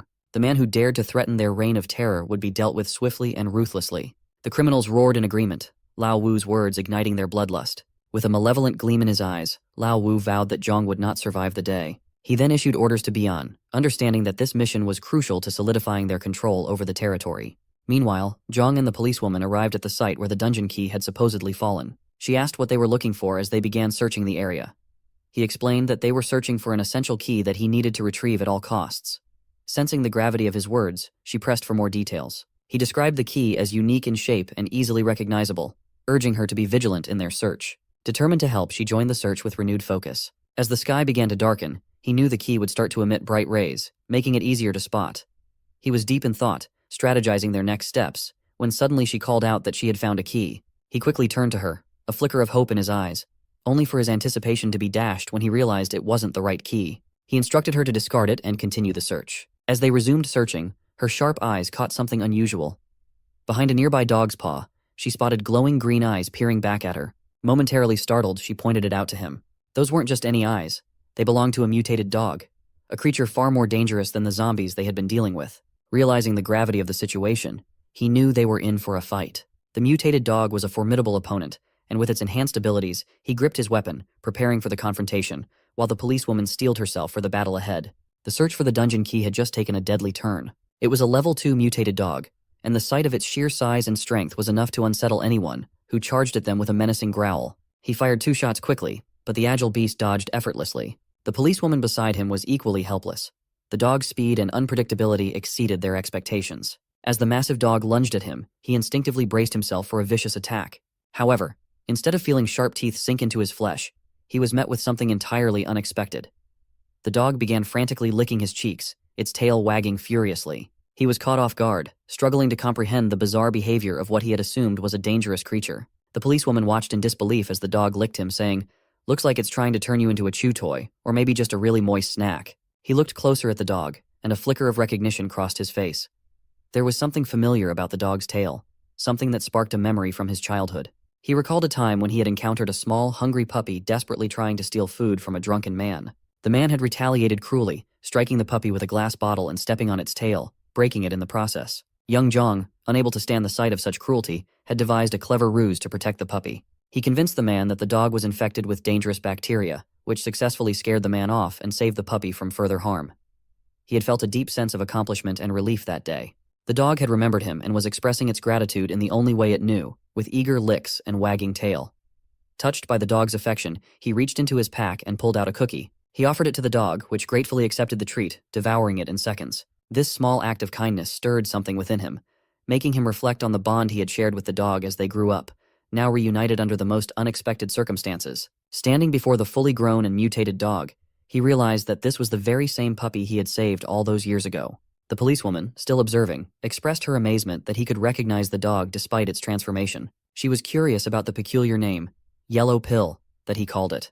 He explained with a faint smile that the name was a nod to the dog's appearance when it was a stray, a small, round yellow ball of fur. The name had stuck with him ever since, a reminder of the innocent creature he had once protected. As he finished explaining, Yellow Pill resumed its affectionate licking, seemingly overjoyed to be reunited with its old friend. The policewoman laughed, genuinely touched by the sight. At that moment, she saw a different side of him, a softer, more compassionate side that stood in stark contrast to his usual tough and hardened demeanor. Across the city, the 3 girls sat tensely around a table. The atmosphere was heavy with unspoken frustration when Li abruptly stood up, pointing an accusing finger at Liang. She demanded to know if there was any food left in the backpack. Liang firmly denied it. Li, unconvinced and increasingly agitated, insisted that she had seen canned meat inside earlier, accusing her of hoarding the food and refusing to share. Liang retorted that just allowing her to eat anything was already generous, and that if she wasn't satisfied, she could give up the crackers she had. But shameless and relentless, Li tried to snatch the backpack from her, pushing the boundaries of decency. Liang's frustration boiled over as she reminded her that the food had been entrusted to her by Zhang, and she had no right to take it. Refusing to back down, Li resorted to her old bullying tactics, demanding that they split the food evenly, and accusing Liang of using Zhang's name to intimidate them. The argument escalated, voices rising and tempers flaring, until Pooh finally stepped in, urging everyone to calm down. She pleaded with them to be thankful for what they had and not to waste their energy on unnecessary conflicts. Still seething from Li's audacity, Liang resolved never to give her any more food, no matter what. Though Pooh's intervention prevented the situation from spiraling out of control, it left a bitter taste in her mouth. Li realized that if Teacher Pooh hadn't intervened, they might have managed to get the remaining food. The atmosphere remained tense, but Pooh's calm words had at least restored a fragile semblance of order among them. Outside, Zhang suddenly sneezed, causing the policewoman to be concerned. She asked if he was coming down with something. With a wry smile, he joked that it might be because someone missed him. He then suggested they search the area for resources, noting that this location should be rich with supplies. She agreed, noting their good fortune in having a flashlight to locate the key. Otherwise, finding it in the darkness would have been nearly impossible. He advised her to turn off the light, thinking that the absence of illumination might help spot the key because it glows in the dark. They continued their search, absorbed in their task, unaware of the ominous presence that lurked in the shadows, inching closer. In the pitch-black surroundings, he spotted a faint glimmer of light. His heart raced as he wondered if this was the key they sought. He dug and, to his immense relief, unearthed the dungeon key. He shouted with triumph, and the policewoman cheered along with him. But their celebration was short-lived. From the shadows, a long, writhing tongue shot out. Before they could react, an enormous mutated lizard lunged forward, its sticky tongue snaring the policewoman with a sickening slurp. As she was about to be devoured, Zhang acted swiftly. Drawing his mountain dagger, he unleashed Cartesian strength with a mighty swipe, severing the lizard's tongue and freeing her from its grasp. She stared in stunned silence at the massive creature, while he, breathless and alert, prepared for the next attack. The lizard, undeterred, lashed out with its sharp claws. He deftly dodged its strikes but was briefly caught off guard as his loyal dog, Yellow Pill, sprang into action. The dog engaged the lizard, its movements agile and determined, drawing the beast's attention away. Taking advantage of the distraction, he jumped up and drove his dagger into one of the lizard's eyes. The creature roared in fury, thrashing wildly as his stamina began to falter under the relentless assault. Even though he was exhausted, he stayed determined, his focus locked on subduing the beast. As the lizard charged again, Yellow Pill bravely threw itself between him and the monster. Despite his urgent shouts to move, Yellow Pill stood its ground, roaring defiantly and shielding him from the ferocious beast's assault. As Yellow Pill defended Zhang, the dog's bravery made Zhang joke, "Looks like my dog's auditioning for a role in a monster movie. Best supporting canine." Yellow Pill ignored his words and charged at the lizard, biting fiercely. The lizard retaliated by whipping its tail, sending the dog flying. The lizard didn't stop there and tried to grip it with claws. Seeing his loyal pet in dire straits, he rushed to block the lizard's next attack. He blocked its attack with his dagger but couldn't resist the strength of the dino lizard and got thrown away by it. Now towering over Zhang with its mouth wide open, the lizard seemed poised to devour him. Just then, a sharp blade streaked through the air, cutting through the lizard precisely. The policewoman had managed to defeat the monster with a single slash. The beast immediately gets grounded. Exhausted, he sat down, taking a moment to catch his breath. He expected such a ferocious act from her. He gently stroked Yellow Pill's head, praising the dog for its bravery. "Well done," he said, relieved to see that Yellow Pill had shown remarkable courage despite being a dog in the face of danger. Yellow Pill responded by licking him all over, leaving him covered in slobber. The policewoman chuckled at the scene, her earlier tension easing now that the immediate threat had passed. As they caught their breath after the fight, two suspicious men stealthily approached and quickly concealed themselves. It seemed Lao Wu's delegates had arrived. Unaware of the looming threat, he continued his work, methodically digging into the head of a lizard. The policewoman, intrigued, questioned him about his actions and observed a crystal covered in green blood. He explained that this crystal was a crucial resource in their post-apocalyptic world. He urged her to examine it closely, suggesting it held more than magical properties. When she asked if the crystal had any inherent magic, he hinted that it had even greater secrets once she understood its true nature. The policewoman's curiosity was piqued, and she pressed for more information. True to form, he insisted on a condition before divulging more details. The policewoman, however, was unimpressed by his offer. She found it audacious for Zhang to impose conditions on a police officer, and decided she could uncover the crystal's secrets alone. He was taken aback by her immediate rejection, something he hadn't encountered from females before, unlike Xin and Liang, who had been more receptive. She, having decided, turned to leave, stating that with everything settled, it was time for them to part ways. He was taken aback by how swiftly their brief friendship had ended. Hesitantly, he called after her, admitting he had a somewhat unreasonable request. Given the perilous surroundings, the harsh environment, and the many threats they faced, he proposed that teaming up might offer better coordination and safety. She considered his suggestion, stroking her chin thoughtfully. He felt dejected and hung his head, questioning why he seemed so pathetic. Yellow Pill patted him gently despite his despondency, offering a small comfort. Finally, the policewoman looked at him with a hint of appraisal. She remarked that while his behavior was odd, he didn't seem like a wrong person. Extending her hand for a handshake, she introduced herself as Mo Ye. Relieved and grateful, he shook her hand and introduced himself in return. While they were talking, two shady figures crept up, their eyes falling on a gun hidden in the rubble. One of the men eagerly grabbed the weapon and whispered to his companion. The other quickly clamped his hand over his friend's mouth, hissing for him to stay silent to avoid alerting their targets. They swiftly followed them as they were about to leave. Suddenly, they were confronted by two hoodlums from behind. One of the hoodlums ordered him to surrender, claiming they had no choice. The second hoodlum, bristling with anger, retorted that Lao Wu had instructed them to kill, not capture. With only one of the hoodlums brandishing a gun and preparing to shoot, the situation was dire. These two were out for revenge for their fallen comrades, determined to make him pay for their brothers' deaths. But, after half a day, the anticipated gunshot never came. Mo, puzzled by the delay, inquired about their assailant's identity.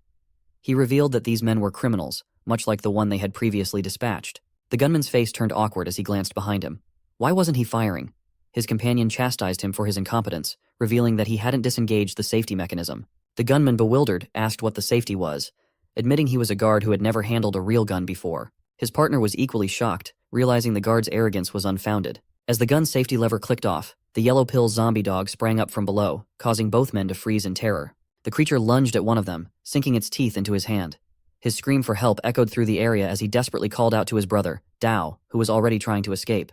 Realizing the relentless nature of the zombie dog and the futility of seeking help, Dao's panic escalated. Seizing the moment, Mo sprang into action with swift precision. She efficiently neutralized the remaining threats, her movements a blur of expertise.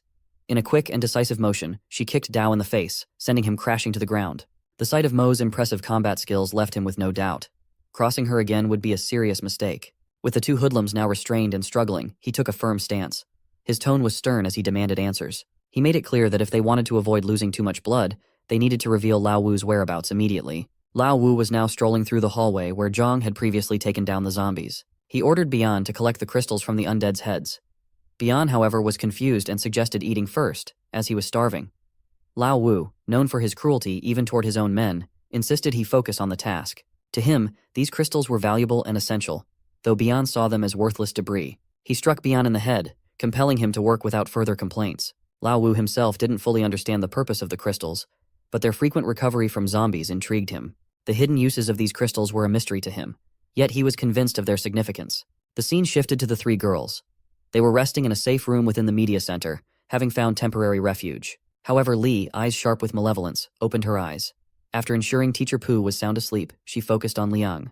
Rising quietly, she gripped a sharp shard, her expression filled with dark intent. To put her vile plan into action, Li approached Liang with a cold determination. She had always felt overshadowed by Liang, who acted superior with Zhang's support. Now, Li was set on eliminating her and seizing the resources that could secure her own survival. As she prepared to strike, the unexpected voice of Teacher Pooh called out to her, causing a jolt of fear to run through her. Startled, Li quickly hid the glass she had been holding behind her back and turned to face the voice. She put on a facade of innocence, pretending that she needed to use the bathroom. Her act of desperation was apparent as she shuffled away with a wretched expression, her mind racing with frustration. Once inside the bathroom, Li's composure shattered. The chance to carry out her plan had slipped through her fingers, leaving her seething with rage and disappointment. Her tears flowed freely as she struggled to come to terms with her failed attempt. Her moment of despair was abruptly interrupted by a violent pounding on the bathroom door. The harsh sounds reverberated through the small space, each thud intensifying her panic. Li's heart raced as she realized her time was running out. The confrontation she had so carefully planned was slipping away, and she was now trapped in a situation that threatened to expose her and undo everything she had tried to achieve. The atmosphere inside the room grew tense as Li re-entered and asked Teacher Pooh, who was trying to break down the door. Liang, her voice trembling, assured her that the door was locked tightly and no zombie could break it. But the response came in the form of a massive strike that shattered the door, sending splinters flying. The girls, now drenched in fear, realized with horror that a gang of ruthless criminals had breached their sanctuary. Panic surged as the intruders made their way into the room. The danger was palpable. The girls were at the mercy of these merciless assailants. With a menacing grin, one of the criminals snatched a weapon from Liang. Her voice quivered with desperation as she demanded to know their intentions. The thug, puffing on a cigarette, grabbed her face and sneered, asking her what she thought. Another young criminal approached Teacher Pooh, who shouted in alarm, demanding he keep his distance. Li saw an opportunity to escape in the chaos and began to slip away. The gang captain, Dong, barked orders to his subordinates to capture her immediately. One of his men, appearing conflicted, reminded Dong that Lao Wu had only instructed them to kill Zhang and take the girls. Dong, his patience wearing thin, roared back that Lao Wu was not present, and they were to follow his orders now. He commanded them to go after the fleeing Li. A hefty criminal took off in pursuit, with one of his comrades warning him not to enjoy her alone. The urgency of the situation heightened as the girls faced an escalating threat, their chances of escape dwindling as the criminals closed in. Teacher Pooh was gripped tightly around the waist by one of the intruders who had shown an unsettling interest in her long ago. With a chilling calmness, he told her not to be afraid and asked if she remembered him. Trembling with fear, she demanded to know who he was. The man smirked as he revealed that he had once been a student at the school and had attended her classes. She recognized him immediately as Bai, a notorious troublemaker known for his persistent and inappropriate advances. His history of harassment had made him a constant threat, and now he was finally getting his chance to act on his dark intentions. Similarly, Liang was forcefully restrained by another thug. This man recognized her from her online presence as a celebrity on Kuaidu's platform. Both women were subjected to degrading and violating treatment as the criminals reveled in their power and control, indulging in their cruel and despicable behavior. On the other side, Zhang tightly bound the two scoundrels after they revealed Lao Wu's identity and location. Mo suggested they return to the bureau to gather more people, but he wasn't interested in that approach. He preferred a direct strike rather than a drawn-out plan. Mo warned him that Lao Wu had additional allies and that they should be prepared before moving. Despite her concerns, he acted swiftly, dismissing the need for extensive preparation. Mo, although hesitant, agreed to go with him. Curious about the key he carried, she asked what its purpose was. He explained that the key represented more than just an object. It symbolized unlocking more profound mysteries and understanding the changes in their world. A bit puzzled, Mo questioned what he meant by unlocking the future. She wondered if the key was indeed as significant as he suggested. His response was cryptic but clear. The world had changed dramatically with the rise of undead, mutants, and crystals. The natural order had been disrupted in ways beyond ordinary understanding, and the key's secrets would only be revealed when they were strong enough to grasp its true power. Meanwhile, the scene shifted to the fat guy relentlessly pursuing Lee down a narrow corridor. His heavy steps echoed as he taunted her, threatening to break her limbs once he caught her to ensure she wouldn't escape again. Lee, cornered at the end of the hallway by a locked door, glanced back to see the fat guy's menacing figure approaching with a wicked grin. He grabbed her by the head with his large hands, declaring that, unlike other girls who ran from him, he wouldn't let her escape in this apocalyptic world. Lee tried to placate him with a mix of cunning and desperation. She vowed not to leave him or mock him. Her words seemed to catch the fat guy off guard, causing him to doubt her sincerity. Seizing the moment, Lee attempted to flatter him, praising his looks and claiming she would do anything for him. As she spoke, she placed his hand on her chest in a bold move. Despite her attempts to seduce and manipulate him, the fat guy remained unimpressed, calling her average-looking. Nonetheless, his loyalty to Dong drove him to drag her back to their hideout. As they returned, Lee's expression shifted to panic upon seeing Teacher Pooh in a dire state. Her clothes were torn, and she had been brutally mistreated. The fat guy mocked her distress, while Dong, observing the scene, remarked on Teacher Pooh's fierce resistance. Despite her attempts to fight back, including biting one of Dong's men and causing a bloody nose, Pooh had been subjected to severe abuse. Lai was overcome with grief at the sight of her mentor's suffering. Dong then turned to the fat guy and noted that Lee had returned with him, hoping to join their group. Despite Teacher Pooh's horrific condition, Lee remained determined to join Dong's faction. Dong Chief asked her if she genuinely wanted to be part of their group, and Lee affirmed her commitment, saying she was willing to do anything required. Unexpectedly, Dong Chief pointed to Liang and told Lee to take care of her, revealing that Liang was her friend. This revelation shocked Liang, who couldn't believe Lee had become treacherous. Without hesitation, Lee approached Liang and slapped her face. Liang gasped in shock, tears streaming down her face. Enjoying the display, Dong Chief ordered Lee to slap Liang even harder. This was an act Lee had long desired, and she delivered each blow with increasing force. Liang's face grew redder with each slap, her cries mingling with her anger and humiliation. She sobbed uncontrollably, calling Lee an evil monster, while Dong Chief's smile widened, satisfied by the show of dominance. Lee pressed her head down. She remarked that the longer one looked at her face, the more repulsive it became. Dong Chief, standing confidently behind her, declared that Lee had now qualified to join their ranks. From this point forward, no one would dare cause her any trouble. The fat guy, beaming with satisfaction, congratulated Lee and enthusiastically welcomed her into their group, emphasizing that she was officially one of them. Dong alerted his companions, revealing that they were once allies of the fourth brother. However, after the fourth brother had become a zombie, they were forced to join Lao Wu and align themselves with him. The fourth brother, who was part of the Axe Head gang, was skilled in martial arts, but Lao Wu was a mere troublemaker, as Dong's companions described him. They complained that Lao Wu, known for his cunning, had taken all the valuable resources they had risked their lives to obtain. Moreover, Lao Wu had ordered them to leave and kill people but had vanished into the shadows, sneaking away without a trace. Upon hearing this, Dong expressed his frustration with Lao Wu's deceitful behavior. He argued that in the apocalyptic world they now lived in, everyone had the opportunity to become a ruler. There was no reason to live under someone else's rule or act as their subordinate. The atmosphere shifted as Dong's words resonated with the group. They began to chant, voicing their discontent with Lao Wu's lack of loyalty and respect. They declared that from now on, they would follow Dong Zi as their leader. With a unanimous agreement, they appointed Dong Zi as the new head of the gang. The atmosphere shifted as the hoodlums began to plot to eliminate Lao Wu. Lao Wu, once and for all. The group then moved to the cafeteria to set up an ambush, waiting for Lao Wu to make his return. As Dong Chief entered the room, he was struck on the head by a bone, causing him to cry out in surprise.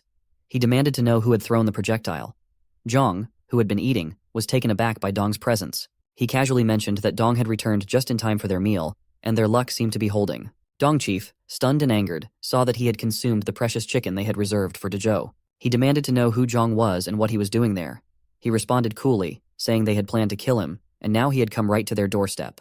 Dong's suspicion grew that this might be the person fifth brother wanted dead, wondering if his fellow criminals had failed in their mission. Reading Dong's confusion, he revealed that he had already dealt with the two brothers they had sent to kill him, and was now ready to confront Dong himself. Dong's subordinates, seething with anger at him, demanded whether they should kill him immediately.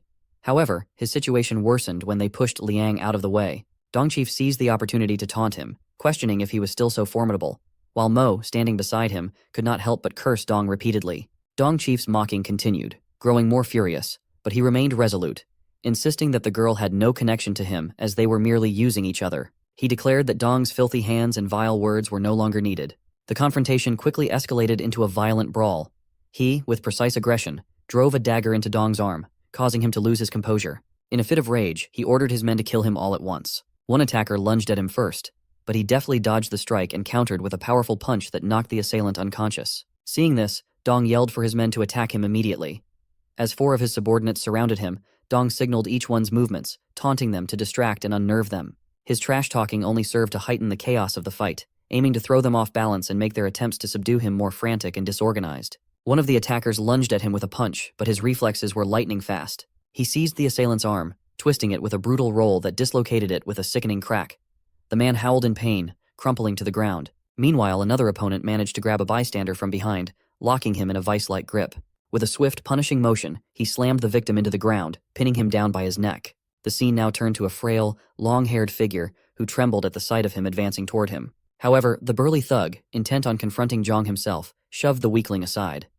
Drawing a knife, the fat man faced him, his eyes gleaming with malice. Jong darted aside with practiced ease, evading the initial slash and countering with a sharp blow to the fat man's shoulder. The strike did not affect the robust adversary, who retaliated by swinging his knife viciously at him. In a rapid and decisive move, he wrested the knife from the fat man's hand, and with a powerful soaring kick, struck the giant squarely in the face. The force of the kick sent the thug crashing to the ground, unconscious. Dong, watching the fight unfold, realized the sheer strength he possessed. It was clear now why Lao Wu had instructed them to eliminate him. With only one opponent remaining, Dong drew out Teacher Pu as a hostage, holding her tightly and warning him to surrender. His threats were dire. If he did not comply, Teacher Pu would pay the price. Dong insisted that they had done no wrong to her, but if he took action, he would be responsible for her death. Behind him, Li stood silently, having switched sides earlier. His eyes were locked on Dong, his mind racing with strategies while Dong shouted at him to kneel, pulling on Teacher Pu's hair. Suddenly, a brick flew through the air, smashing Dong's face with a dull thud. He collapsed, stunned, into an unexpected nap.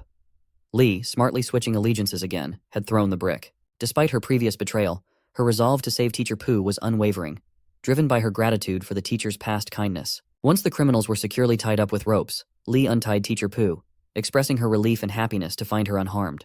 Liang, however, could barely contain her disdain and muttered that Li was nothing more than a betrayer.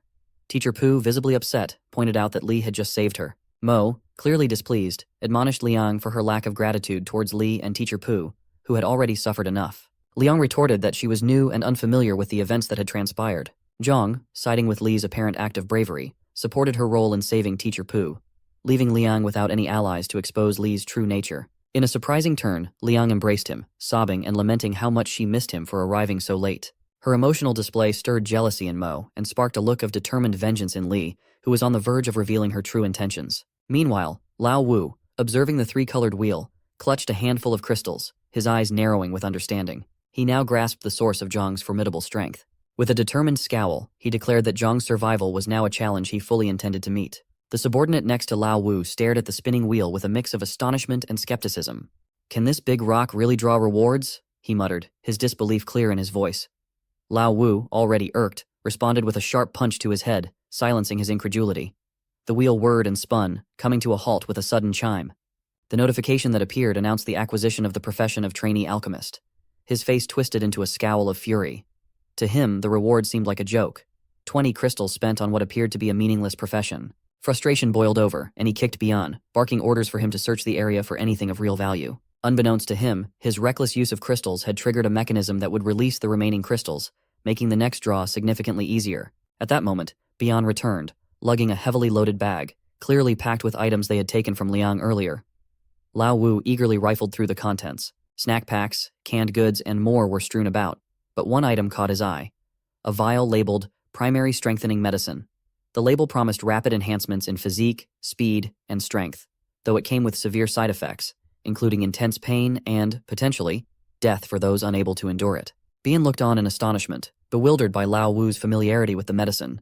His eyes lit up with a sudden realization. His new trainee alchemist profession must have given him insight into the potion's effects. He suspected that Zhang had used a similar concoction to gain his impressive strength. Driven by a mix of curiosity and anger, he decided to test the potion himself. Without a hint of hesitation, He downed the entire vial in one gulp. Almost instantly, his eyes widened, and his veins bulged as his body surged with newfound strength. Bian, alarmed by the transformation, began to move toward the door, intending to call for help.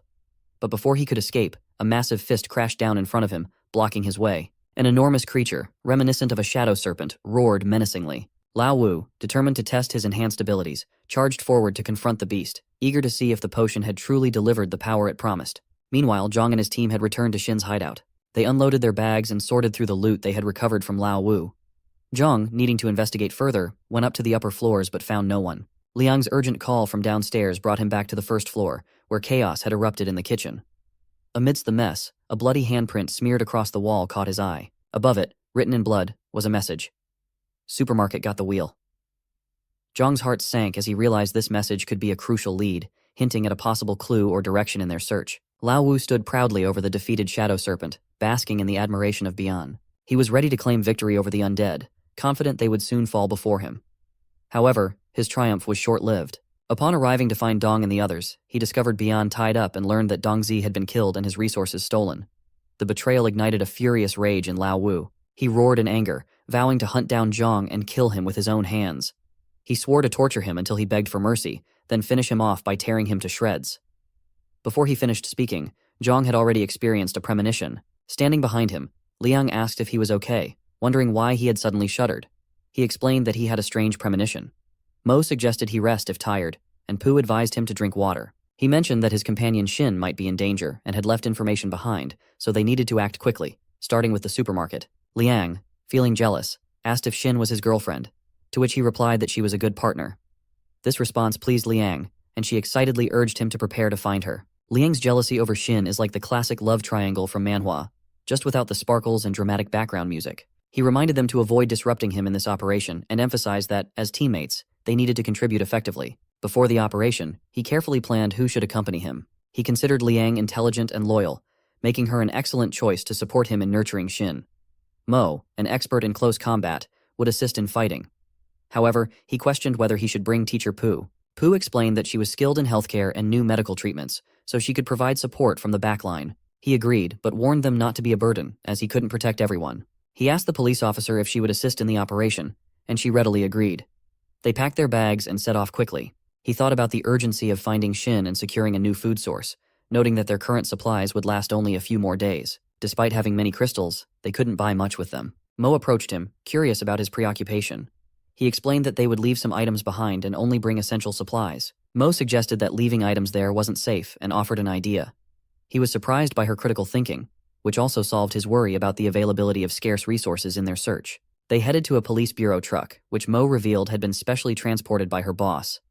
It was one of the best vehicles from the bureau, equipped with armor, hill climbing capabilities, and a hefty load capacity. He thanked Mo, recognizing that the armored truck would benefit their mission. On the other hand, Lao Wu, seething with fury, stormed out of the media center, determined to kill Zhang. Bian asked what to do with the remaining companions as he made his way.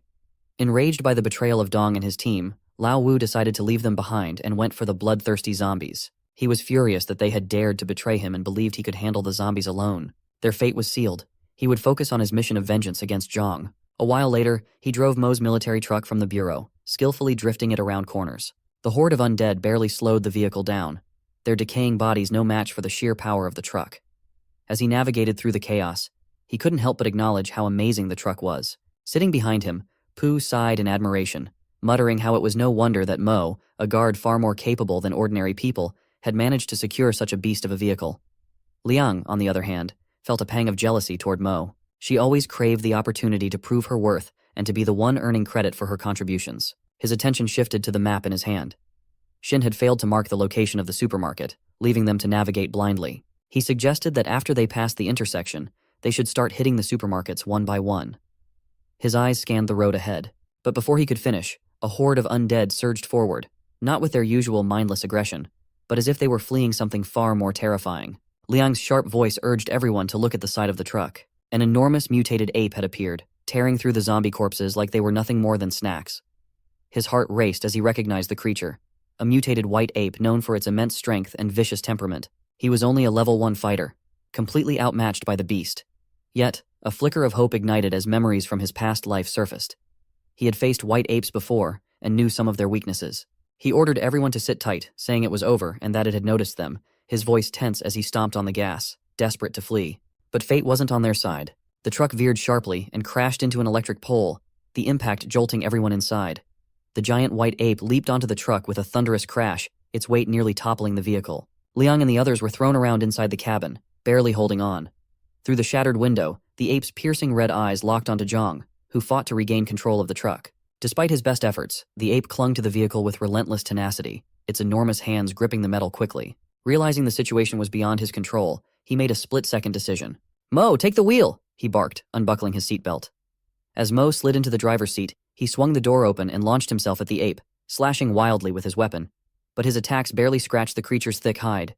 The ape's tail snapped out, wrapping around him like a vice before flinging him to the ground with bone-crushing force. Pain exploded through his body as he hit the pavement, his vision swimming. Mo brought the truck to a screeching halt, shouting his name, but he was too dazed to respond. The white ape dismounted from the truck, its massive frame casting a shadow over him as it loomed above him. The ape roared, its furious cry echoing through the streets, its eyes glowing with murderous intent. With a snarl, it raised its fist, poised to deliver a devastating blow. The white ape crashed to the ground, shaking the surface and asserting dominance. Its next target was him, but a barrage of bullets shot past at a critical moment. It was Mo, but instead of deterring the beast, her intervention only fueled its rage. The white ape charged at Mo with a furious roar, sending Pooh and Liang into a panic. Mo fired relentlessly, but her shots seemed ineffective against the massive creature. The ape's rage intensified, and it swung a mighty punch at Mo, who narrowly dodged. Enraged further, the ape began to circle the truck, and Mo seized the opportunity to aim at its face. The white ape howled in fury, grabbing Mo and tossing her through the air. The ape's fury didn't end there. It seized the truck with its colossal hands, flipping it over and sending Pooh and Liang tumbling out. With a savage swipe, the ape clawed at Pooh's back, its intent clear. Liang, paralyzed with fear, could do nothing to help. As the situation peaked, Zhang and his dog appeared with a fierce howl. They charged at the white ape, momentarily distracting it. The massive and unwieldy ape struggled against Yellow Pill's relentless bites. He took full advantage of the distraction. As Mo shouted his name, she tossed him a gun. With renewed determination, he gripped the gun tightly, his eyes focused as he used his crafting skills to enhance it. Penetration increased by 20, stability increased by 20, he noted with satisfaction.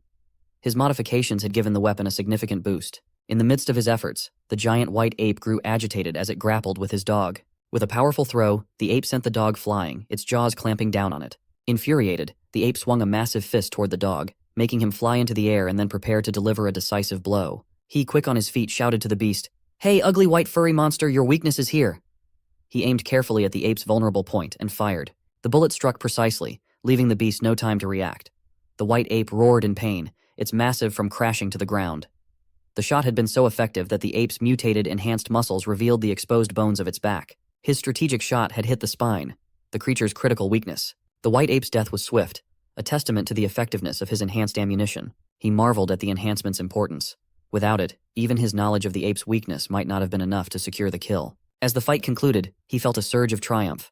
His 10 years of experience had proven invaluable, and his crafting skills had made the difference in this grueling battle. As Liang worked on disinfecting Pooh's wound, though Pooh managed to endure the sting of the alcohol, Liang asked her to hold on just a bit longer. He, concerned, flung open the truck door and was met with an awkward sight. Pooh, almost wholly undressed, was receiving first aid from Liang. The scene was both urgent and uncomfortable, making them all feel uneasy. Mo, noticing the situation, inquired about Pooh's condition. He reassured her that she was fine and there were no major life-threatening injuries. It was just a scratch that required some medicinal care. After handling Pooh's situation, he turned his attention to his dog, who had sustained significant injuries. Fortunately, the wounds weren't critical, but they were enough to impair the dog's mobility and effectiveness.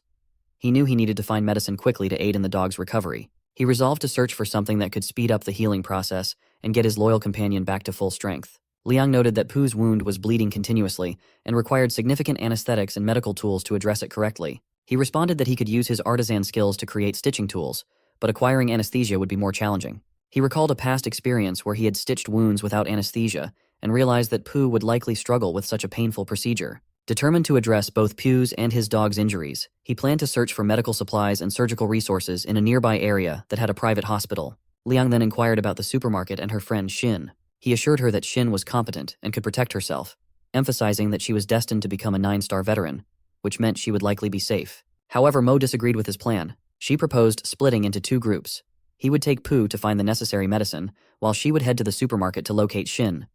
He quickly rejected the idea, citing concerns about potential mutated beasts on the road.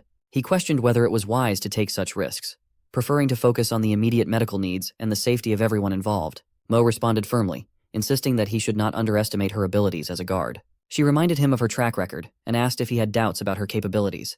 He was momentarily at a loss for words, but eventually gave in, advising her to proceed cautiously. He explained that the noise from the wheel could potentially attract zombies, as their presence might cause them to unconsciously move towards the source of the sound.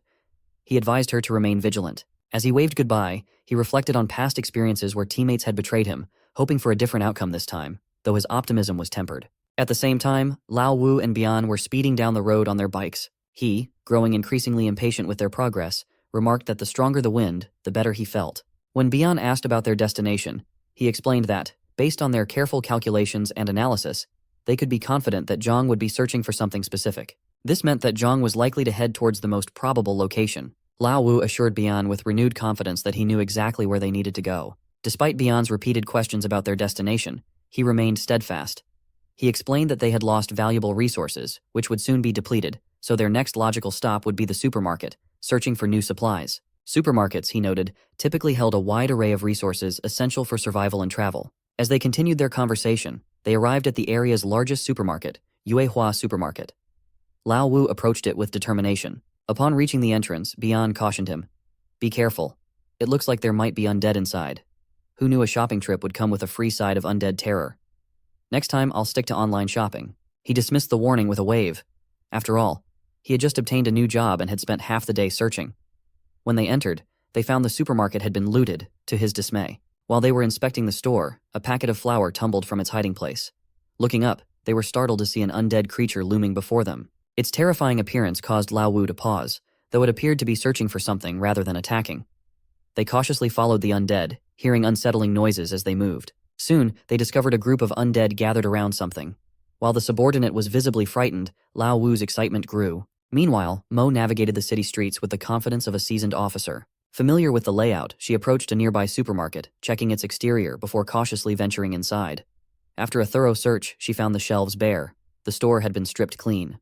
Mo recalled his warning about the wheel attracting zombies, but this location seemed unusually quiet. With only one major supermarket left in the area, Yuehua Supermarket, she wondered what Zhang was up to. At the same time, he and his team arrived at the hospital, racing against time. Pu was on the brink of collapse, her wound bleeding profusely. Liang, observing the severity of the blood loss, urged him to hurry, fearing that Pu's life might be in jeopardy if they didn't act quickly. He focused on locating the essential medical supplies, hoping the medicine and injection rooms would have what they needed. In his haste, he narrowly avoided a giant tail that crashed down near him. His eyes widened in shock as he faced a grotesque sight. A colossal green tail attached to the skeletal remains of a mutated zombie croc. The overwhelming presence of another powerful mutant made him question why he was encountering so many formidable enemies today. Feeling a surge of desperation as he battled against these nightmarish threats, he cautiously observed the massive tortoise-alligator hybrid from a distance. Unlike Yellow Pill or the white ape, this creature was in a league of its own, far more potent than any mutated beast he had encountered. In his previous life, it had taken him nearly a decade to realize that these monsters weren't native to Earth. They had appeared long before the apocalypse and were known as guardian beasts.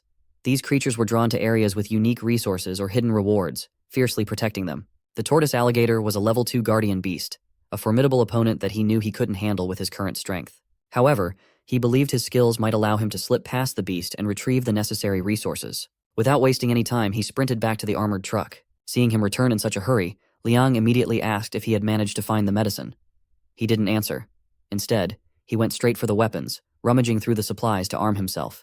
Concerned, Liang asked why he was gearing up and whether a monster was inside the hospital.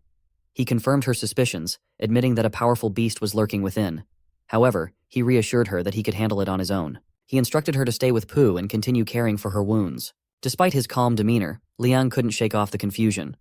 Watching him load up on weapons and gear made her uneasy, but she trusted his judgment. He, on the other hand, knew that the situation was dire. The thought of facing a guardian beast with his current abilities was daunting, but he was determined to retrieve the remaining supplies they desperately needed. He hoped his plan would work, allowing him to navigate the hospital's dangers and bring back what was necessary to save Pu and secure their survival. He planned to restrain the guardian beast, knowing he would need every advantage he could get. He decided to use specially crafted arrows, enhancing them with his craftsmanship skill, which had proven invaluable in the past.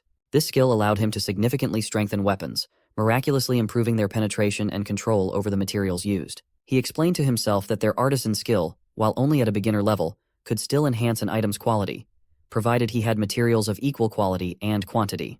The enhancement process effectively doubled the power of the arrows, much like how it had previously amplified the effectiveness of bullets against the white ape. This skill wasn't just about changing the form of objects, it fundamentally increased their quality and toughness, almost as if he was wielding a form of magic. After painstakingly working on the arrows and bow, he strengthened them into weapons of the next level. But he knew that wasn't enough.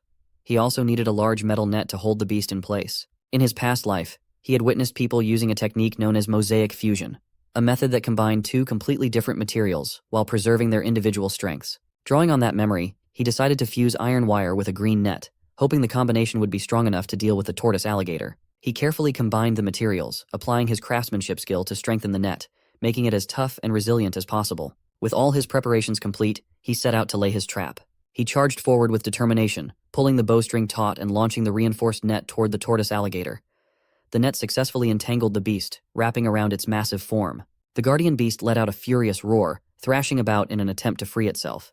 His heart raced as he saw that the net had caught the creature's tail, temporarily holding it back. Wasting no time, he dashed into the medicine warehouse, eyes scanning the shelves filled with abundant supplies. He felt a surge of relief. With these materials, Pooh's surgery would have a high chance of success.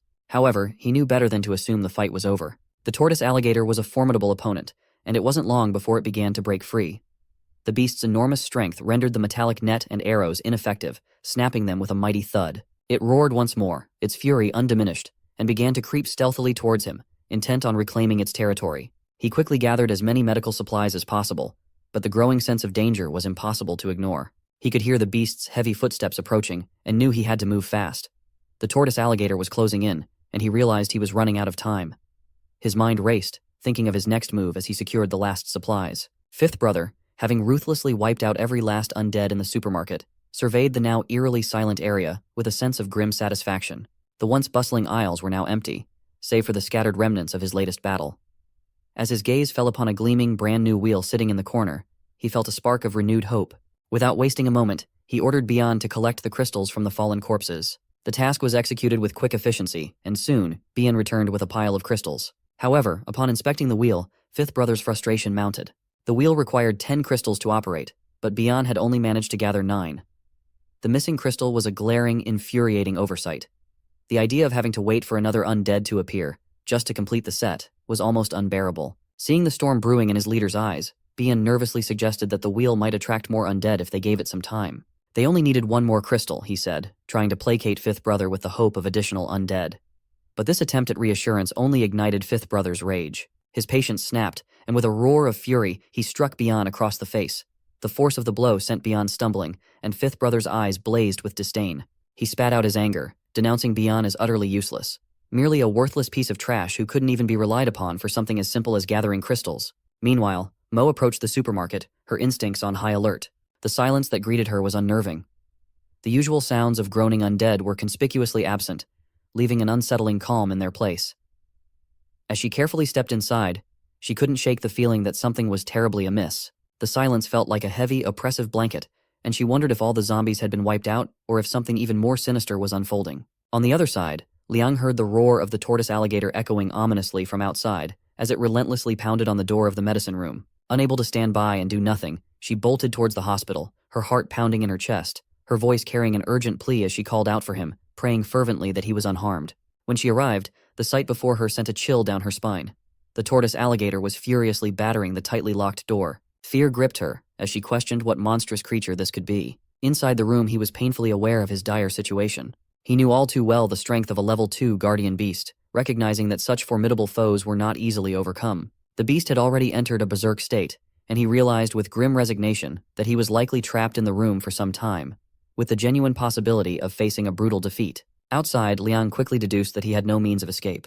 Determined to help, she resolved to divert the monster's attention. Her eyes then fell upon 3 enormous eggs nearby, and a plan began to form in her mind. Meanwhile, from his corner, he caught sight of Liang, his heart sinking with fear and frustration. How had this silly girl ended up in such a perilous situation, only adding to his burdens? The tortoise alligator, relentless in its assault, finally succeeded in breaking down the door. Its massive head lunged forward, aiming directly for his face, and the room echoed with the sounds of impending danger. Despite her fear, Liang quickly honed in on the tortoise alligator's eggs. With determination overtaking her dread, she sprinted toward them, her voice rising frantically to draw the creature's attention. Standing her ground in front of the menacing beast, she braced herself as it roared and charged toward her with terrifying force. Desperate to protect her, Zhang, with no clear plan in mind, rushed forward, his voice cracking as he shouted for Liang to run. But instead of fleeing, Liang made a bold move. She shoved one of the eggs off its perch. His heart plummeted as he realized the grave danger she had just put herself in. He screamed at her to get out of there as the alligator's focus instantly shifted to the rolling egg. In a heartbeat, the creature abandoned its chase of her, redirecting its attention to save its precious offspring from smashing against the wall. Seizing the brief window of opportunity, she attempted to escape but stumbled over a rock, nearly falling. Zhong was at her side instantly, grabbing her hand tightly, and together they fled the scene. As they ran, their frantic footsteps echoed in the air. She glanced back and noticed that the tortoise alligator had stopped its chase, its attention fully consumed by the safety of its eggs. Breathless but on high alert, he explained that the creature wouldn't stray far from its offspring, knowing its instincts would keep it close to the nest. He thought they might finally be clear, but an uneasy feeling lingered in his chest. Despite their narrow escape, the threat still loomed, and he couldn't shake off the worry gnawing at him. Anger and concern boiled over as he harshly grabbed Liang by the arms, demanding to know if she had a death wish. He reminded her of the peril she had just narrowly avoided. Liang winced and told him he was hurting her, but he didn't relent, insisting that the pain was nothing compared to the risk she had taken. She defended her actions, saying she had acted impatiently, wanting to save him. Still frustrated, he told her she didn't need to worry about him, that he didn't need her to save him.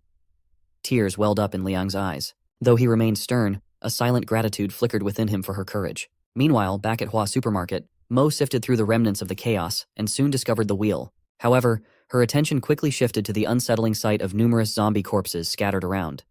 The sheer number of them raised questions in her mind, but she didn't have long to ponder the mystery. Her thoughts were interrupted when Fifth Brother emerged from the shadows. A smug smile tugged at his lips as he entered the scene, noting that the wheel didn't have to wait for the undead. Instead, it had lured in this younger woman.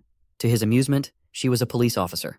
But Mo's resolve only hardened at his words. Unfazed by his smug demeanor, she steeled herself for the inevitable confrontation, her eyes narrowing with cold determination. She had no intention of letting these men enjoy what they believed to be a stroke of luck and get readily prepared for battle. On the other side, Zhang was meticulously tending to Teacher Poo's wounds. His hands moved with practiced precision as he stitched her up, each careful motion designed to ensure her recovery. As he worked, he reassured her that once the anesthetic wore off, she would likely feel some pain, though the discomfort would gradually fade. Poo's face flushed a shade of red at the thought, and she asked with a hint of worry whether the injury would leave a scar. Zhang chuckled softly, telling her that keeping her life intact was the real blessing. With the stitches completed, he suggested she take some time to rest and recover. As Zhang was preparing to leave, Liang approached, her concern for Poo evident. However, the silence was abruptly broken by the loud rumbling of Liang's stomach. The sound was both surprising and embarrassing. With a sheepish grin, Zhang suggested they take a break to grab a bite to eat before meeting up with Mo. The idea of a shared meal seemed to lift their spirits slightly, a welcome distraction from the tense atmosphere. Meanwhile, Mo was embroiled in a fierce battle with Lao Wu. Despite her relentless barrage of powerful kicks and punches, Lao Wu remained eerily unaffected. His expression was a disturbing mix of admiration and amusement, as though he were both impressed and entertained by the confrontation. Each of Mo's strikes was met with his own swift counterattacks, his movements blindingly fast. Mo's frustration mounted with each passing moment. She could see that Lao Wu wasn't just a formidable opponent. He seemed almost invincible. Every punch and kick landed with full force, yet he took them with a casual ease that suggested he might be more than just exceptionally skilled. His resilience and speed hinted at possible mutations or enhancements. Despite her growing doubts, he continued to taunt her, urging her to give her all in the fight. With a determined scowl, Mo accepted his challenge. She launched into a series of rapid, high-powered strikes, each one aimed with deadly precision. Her fist connected solidly with Lao Wu's face, a punch that would have knocked most fighters out cold. Yet, he blocked it with a nonchalant ease, his defenses as impenetrable as ever. His smirk widened, clearly enjoying the challenge. Mo's frustration only fueled her resolve as she pressed on, determined to find a way to break through his seemingly invincible guard. After several more intense rounds of combat, Bian, nervously cowering and avoiding the fight, saw a glimmer of opportunity. He realized that if he could assist his boss in defeating Mo, he might gain favor and secure an item from the wheel, elevating himself to hero status in this grim, apocalyptic world. Summoning all the courage he could muster and shedding his fear, he decided to seize the chance to launch a sneak attack on Mo. Without warning, Mo was struck from both sides as the subordinate launched his surprise assault. The suddenness of the combined attack overwhelmed her, sending her crashing violently into a wall. She crumpled to the ground, dazed and disoriented. The shock of the second attacker had wholly caught her off guard, adding to her mounting frustration. Furious at the intrusion, Lao Wu spun around, his face contorted with rage. "Who permitted you to interfere?" he demanded, his voice seething with irritation. He scornfully questioned whether the subordinate truly believed he needed help to defeat a mere woman. As he raged about the powerful effects of the medicine he had consumed, he boasted with cold confidence, claiming he could easily take down 10 policemen if he chose to. With a fierce grin, he turned back to Mo, his eyes gleaming with cruel intent. He landed a brutal punch to her face, the impact echoing through the room. Grabbing her by the collar, he prepared to deliver a final, devastating blow. The fight had escalated to a perilous climax, and Mo now faced her formidable adversary's full, unrestrained wrath. As he prepared to end the fight, Zhang emerged from the shadows. Catching him off guard, he swiftly forced him to release Mo, stepping in to face the real challenge. He found himself suddenly confronted by an actual opponent. The two stood face to face, each other's worst nightmare. Lao Wu spat venomous words, recognizing the figure before him. He was just about to come find Zhang, and here he was, delivering himself right to his doorstep. But, utterly dismissing his presence, he turned away to check on Mo. Mo reassured him that she was all right, though the brutal beating she'd endured left her clearly shaken. He knew he had to avenge her. Seeing Mo so severely injured, Lao Wu briefly entertained the thought that he might be the villain in this scenario. But in his eyes, it was Zhang who was the real villain, the one who had stolen his resources. He was about to speak when Zhang suddenly lunged at him, cold fury in his voice. He didn't care who this man was. No one touched his people. In a tense moment, Lao Wu swiftly ducked to avoid a brutal punch aimed at him. Reacting with quick reflexes, he countered with a punch of his own. Although Zhang blocked the strike, he was taken aback by the surprising strength behind it. The realization hit him hard. This opponent must have consumed the same potion, also elevating him to a 1-star warrior. Despite this newfound power, Lao Wu's attacks were too predictable, allowing Zhang to easily evade them. Seizing an opening, Zhang delivered a powerful kick to Lao Wu's ribcage, forcing him to stagger backward in pain, his rage intensifying. He taunted his opponent, challenging him and questioning whether he truly believed a potion made him stronger. He dared him to continue so he could show him just how outmatched he was. Blinded by fury, Lao Wu lost all sense of strategy and began attacking recklessly. Zhang exploited his opponent's lack of composure, delivering another precise punch to the same side of his ribcage. The blow shattered Lao Wu's kidney, sending waves of excruciating pain through his body. Driven mad by pain and frustration, Lao Wu's attacks became increasingly erratic, but Zhang dodged each one effortlessly. Despite their equal status as 1-star warriors with comparable strength and reaction speed, his decade of experience surviving in the apocalypse gave him a decisive edge. His next punch landed squarely on Lao Wu's face so quickly that he couldn't react. The force of the hit sent him flying through the air before crashing violently to the ground. Dazed and desperate, Lao Wu struggled to understand who Zhang was, suspecting he might be an exceptional elite soldier or a highly skilled assassin. In a final, frantic attempt to save himself, he begged for mercy, offering to become his slave and do anything he wished. As he pleaded, his eyes darted nervously. Secretly, he grasped a hidden dagger, preparing to strike if Zhang turned his attention away to check on Mo. In a split second, he lunged with the dagger, but Zhang was ready. He grabbed the attacking arm and with a swift motion broke it. Lao Wu screamed in agony, and Zhang followed up with a powerful kick to his chest, sending him flying once more. Calmly, Zhang told him that he had encountered plenty of people like him before, and appreciated the attempt at a covert attack. But it would only work against someone who wasn't Zhang. In his pathetic state, he cried out for help from beyond. Despite his fear, the subordinate quickly rushed over and picked him up, and together, they fled the supermarket. As they disappeared from view, Mo turned to Zhang, questioning why he let them go so quickly. He, with a calm resolve, replied that those two would soon meet their end. "They don't need me to dirty my hands," he added, knowing their fate was already sealed. As they watched their adversaries walk away, Zhang turned his attention back to Mo, his concern evident. He asked her how she was feeling after their intense encounter. Mo reassured him that, with some rest, her injuries would heal. Zhang's response was a mixture of relief and a bit of humor, noting that she was fortunate her bones weren't broken. Mo, with a sly smirk, teased back that the ribcage of a police officer was built to withstand more than just a few punches. The shared light-hearted moment helped to ease the tension between them. With the mood lightened, Zhang gestured towards the direction of the wheel Shin had mentioned earlier. This shift in focus signaled a potential turn in their journey, hinting at a brighter prospect ahead. Meanwhile, Lao Wu and Bian walked side by side, their conversation seemingly friendly as they tried to find comfort in their shared predicament. Lao Wu muttered curses under his breath about Zhang, expressing his frustration over how he had been left crippled. He lamented over missed opportunities, wishing he had taken the chance to kill Zhang when he had it. Despite the physical pain and bitterness, Lao Wu was resolute in his determination to rest, recover, and eventually return to exact his revenge. Suddenly, Bian came to a halt and shifted the tone of their conversation. He spoke more earnestly, addressing Lao Wu with a serious demeanor. Bian confessed that he needed to understand what it meant to truly share both enjoyment and suffering. He revealed that, despite having followed Lao Wu through countless dangers since the Jiang River, He had never experienced genuine satisfaction or pleasure under his leadership.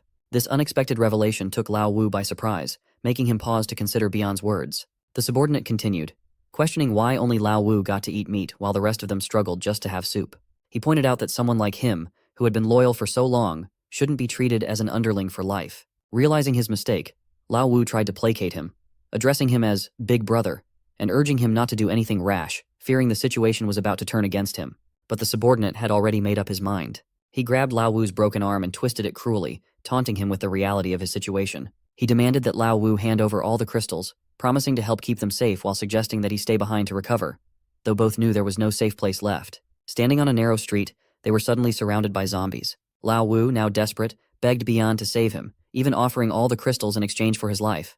But the subordinate coldly refused, telling him there was no way he could escape with the crystals. In a heartless movie, the subordinate abandoned Lao Wu, leaving him to be devoured by the approaching zombies. Lao Wu could do nothing but scream in terror as the monsters descended upon him, ending his life brutally and tragically. The cries of Lao Wu echoed through the night, catching Liang's attention. Fear gripped her as she wondered if Zhang and the others were in trouble. But to her relief, Zhang soon appeared, carrying an injured Mo in his arms. He reassured Liang, explaining that Mo was hurt, but they needed to find a safe place to stay for the night first.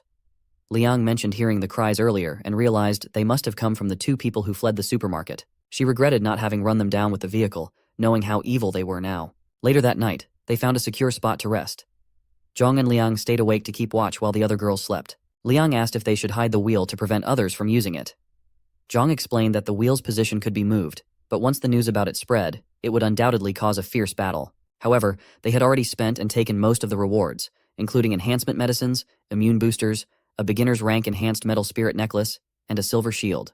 He felt grateful for the workers who had helped him gather the resources, allowing him to quickly obtain these items. Liang placed the necklace around her neck, admiring how pretty it looked. Seeing her admiration, Zhang jokingly reminded her that the necklace wasn't just a decoration, but an essential tool. Liang, slightly embarrassed, retorted that it was useless to have accessories to impress zombies, though deep down, she still found the necklace appealing. Zhang sighed, reflecting on the fleeting nature of their situation. He realized the importance of unity and acting together to survive. He admitted to Liang that he wasn't entirely altruistic in saving them. He wanted them to become his allies. He needed them to trust him and prove their own capabilities, knowing that only then could they grasp the power that would secure their future. Mo and Liang stood beside Zhang, bewildered by what he had just revealed. He took a deep breath and began to explain, stressing the significance of what he was showing them. He held up the fortification medicines, and one of the rewards spun from the wheel. These medicines, he said, were designed to enhance a person's physical capabilities.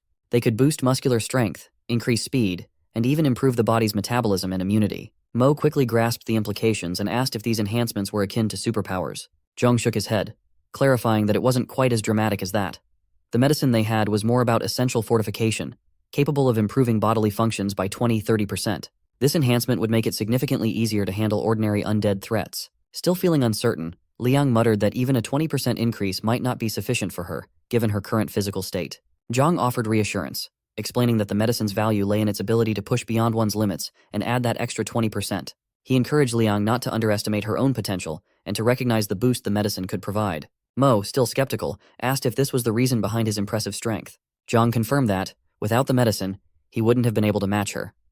Despite this, Mo remained unconvinced. She pointed out that Zhang seemed to have a profound understanding of the apocalypse and possessed skills beyond typical police duties, leading her to question his true identity. Liang agreed, noting that Zhang had always seemed out of place, as if he had seamlessly adapted to the world of the undead from the moment they met him. Mo pressed further, demanding to know if Zhang had any insight into the cause of the apocalypse. Feeling the pressure and sensing his true nature might be exposed, Zhang quickly shifted the conversation. He told them that all his information came from Xin, suggesting that they should ask her directly if they wanted answers.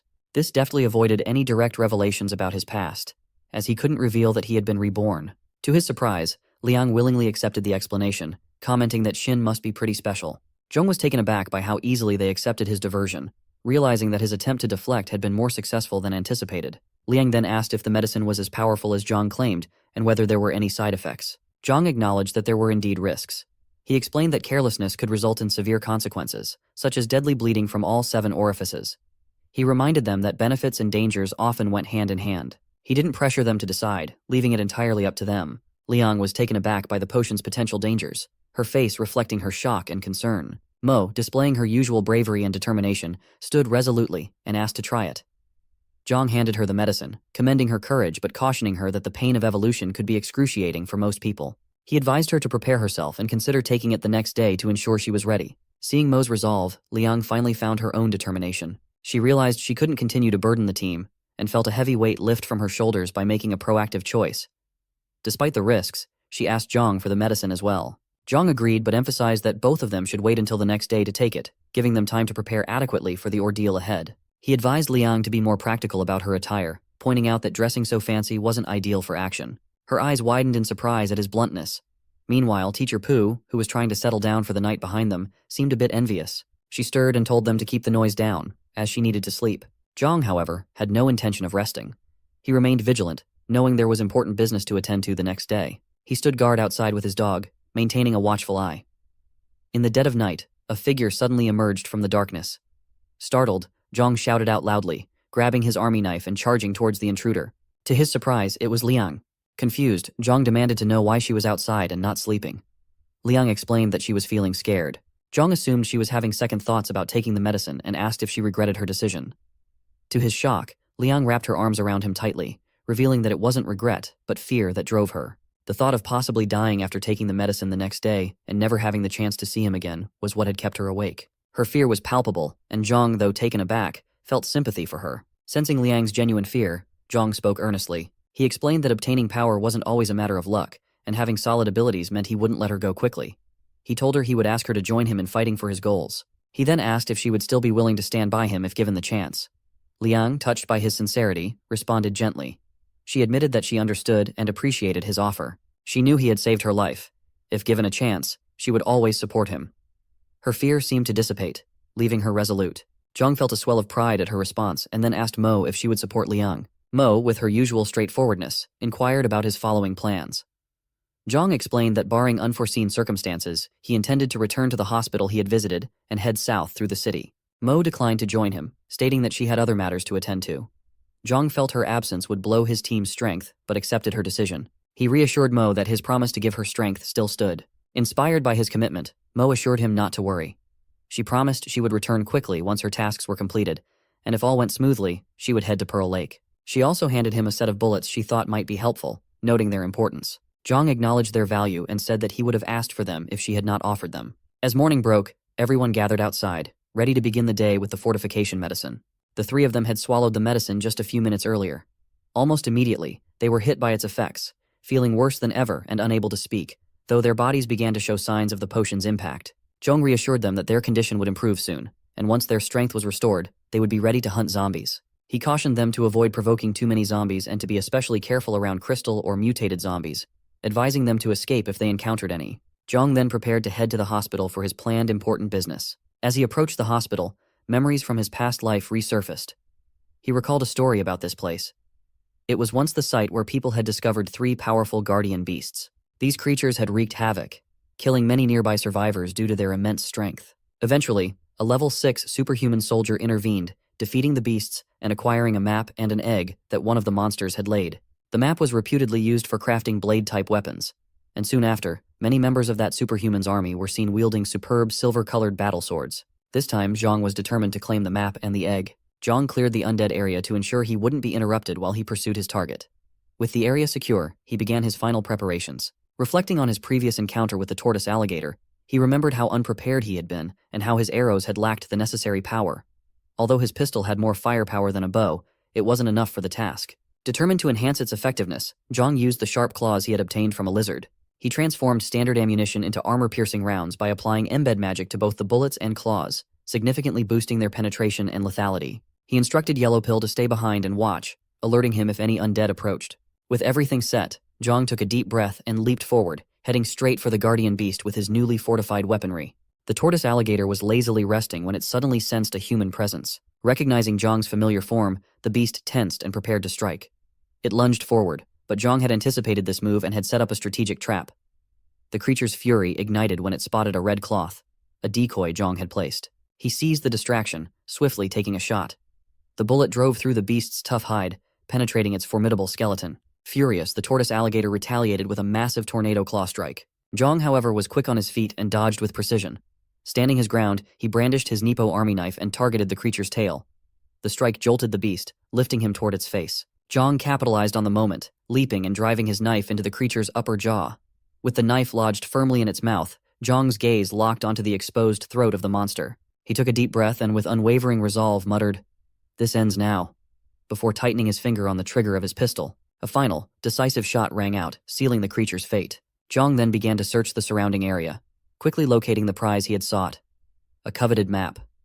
The map detailed 3 distinct ranks: the frontier rank, the dancing sand, and the rare moonlight battlefield, marked with a purple tier. This map came with both a passive and an active skill, promising valuable enhancements for their journey. Zhang remembered that offensive skills were prohibitively expensive for the first 5 years when he first started the apocalypse. Even though their price had decreased over time, they remained among the most costly items. Weapons and equipment with skills were impressive, but the Moonlight Battlefield sword, with its dual skills, was scarce and valuable, nearing historical rank in price. However, the map required nearly impossible materials, about 1,000 rank 5 magic crystals. With his current resources, Zhang knew he had little hope of crafting it soon. Despite the challenges, Zhang refused to give up on the sword. He was determined to find a way to craft the Frontier Moon skill, recognizing that the Dancing Sand and Moonlight Battlefield ranks could be acquired with enough money. With a resolute thought, he reminded himself of his unique position as a reborner and dismissed any fear of obstacles.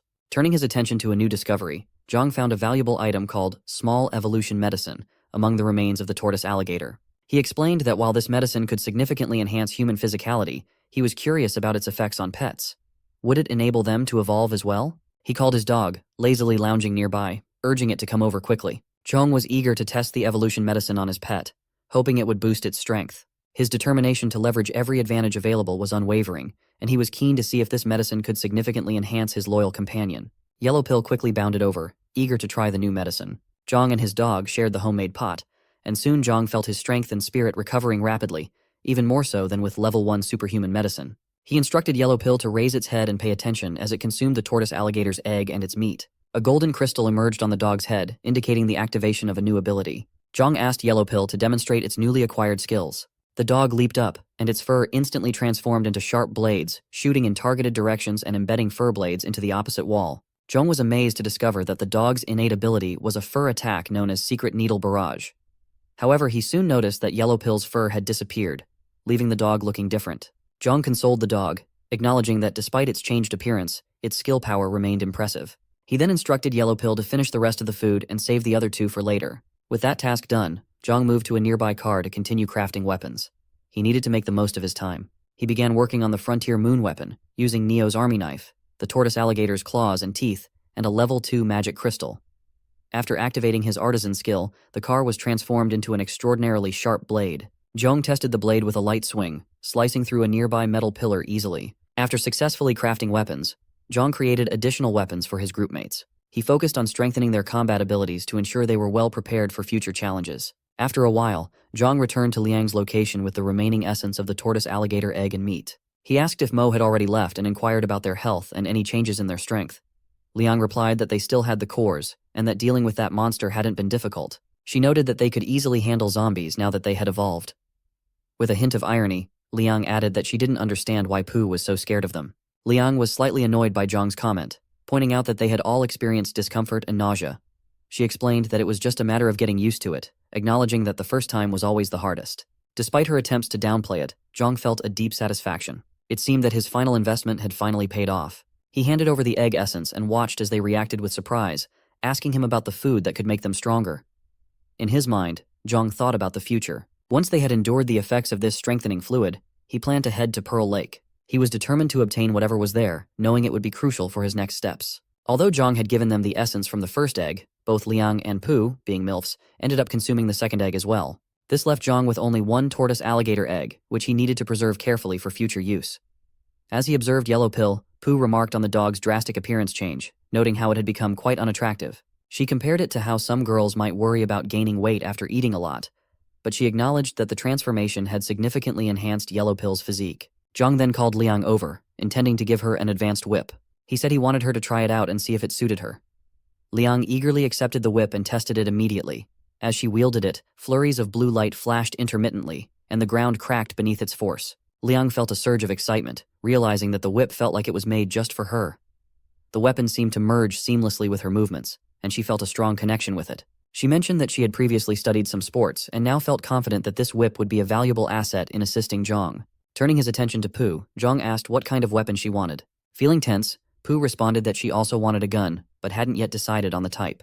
Zhang advised her not to rush the decision, noting that it was normal for someone who had only used a kitchen knife in peaceful times to be unsure about selecting a new weapon. Liang suddenly reminded Zhang that it was time to head to Pearl Lake. Zhang acknowledged the reminder, but explained that their previous preparations were for the upcoming operation. He warned that the journey might be fraught with danger, including encounters with powerful mutants, large numbers of undead, and possibly even hostile humans.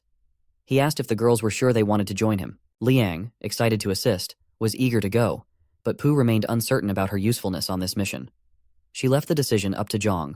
Zhang dismissed her concerns, stating that they would proceed together. He had previously mentioned the potential dangers, but had not yet revealed the possible rewards of their success. With that settled, they began their journey. As they traveled in the car, his thoughts drifted back to 10 years ago, to his past life. After consuming all the food and drinks at home, he had finally mustered the courage to venture outside. The silence was eerie, but the monster's roars soon began to echo from all directions, even from the rooftops, as creatures leaped down towards him. In a panic, he saw the streets filled with undead and screamed loudly before running frantically. Surprisingly, the undead did not attack him, but instead moved towards the source of the emerging bright light and sound. Deciding to return home, he waited at the door, watching as the city descended into chaos and exploded. Only through survivors' accounts did he gradually learn what had transpired that day. At Pearl Lake, Zhang and his group encountered a peculiar wheel floating in the water. Unlike traditional wheels, this one displayed only a single image: a gold ingot. All that was required was a level 1 magic crystal to activate it. Once engaged, the wheel operated like a dungeon system, providing mission hints and previews of potential rewards. These rewards included various evolution medicines, mystical weapons, profession scrolls, and unique concoction methods, essentially everything one could hope for. The outcome of the battles held here in the past remained shrouded in mystery. Those who participated either perished or vanished, though some survivors had become incredibly powerful over time. His group finally arrived at the location, stepping out of the car with anticipation. They were on the brink of accessing numerous powerful items, which could potentially make them the most formidable forces in the city. 10 hours earlier, in the lobby of a logistics company in Honghai, the CEO, Li, found himself surrounded by soldiers dressed in camouflage uniforms, their grim gun barrels aimed directly at him. Captain Ye inquired if Li had taken enough time to consider their proposition. Li, puzzled by the situation, questioned what Captain Ye meant, asking if it implied that, should he refuse to comply today, he and his comrades would have to bid farewell to this world. Li silently analyzed his circumstances. He had 3 level 1 fighters by his side, 11 guns at his disposal, so why was he forced to face these military personnel at such a critical moment? He pondered whether more time could have changed his situation, and noted that the young soldier standing beside Captain Ye already seemed to be a level 2 evolver. Captain Ye responded to Li's question, stating that if they did not join the military's operation, they would not allow any unforeseen factors to jeopardize their plan. At that moment, one of Li's subordinates, evidently concerned, asked if they were genuinely prepared to engage in combat with the soldiers, but Li quickly silenced him. Captain Ye then proceeded to outline the terms, assuring them that no effort would be wasted pointlessly. He emphasized that obedience would be rewarded, and that, even if Li did not trust him personally, he should at least place some faith in the military uniform Captain Ye wore. Wang Ding, who stood behind Captain Ye, interjected, suggesting that after this mission, CEO Li might even attain a level of power comparable to his own. He questioned why Li would be willing to forfeit such an opportunity. Although Li was reluctant, he had to acknowledge the military's overwhelming strength, their advanced weaponry, and their self-sufficiency. Ultimately, Li made the difficult decision to cooperate with them.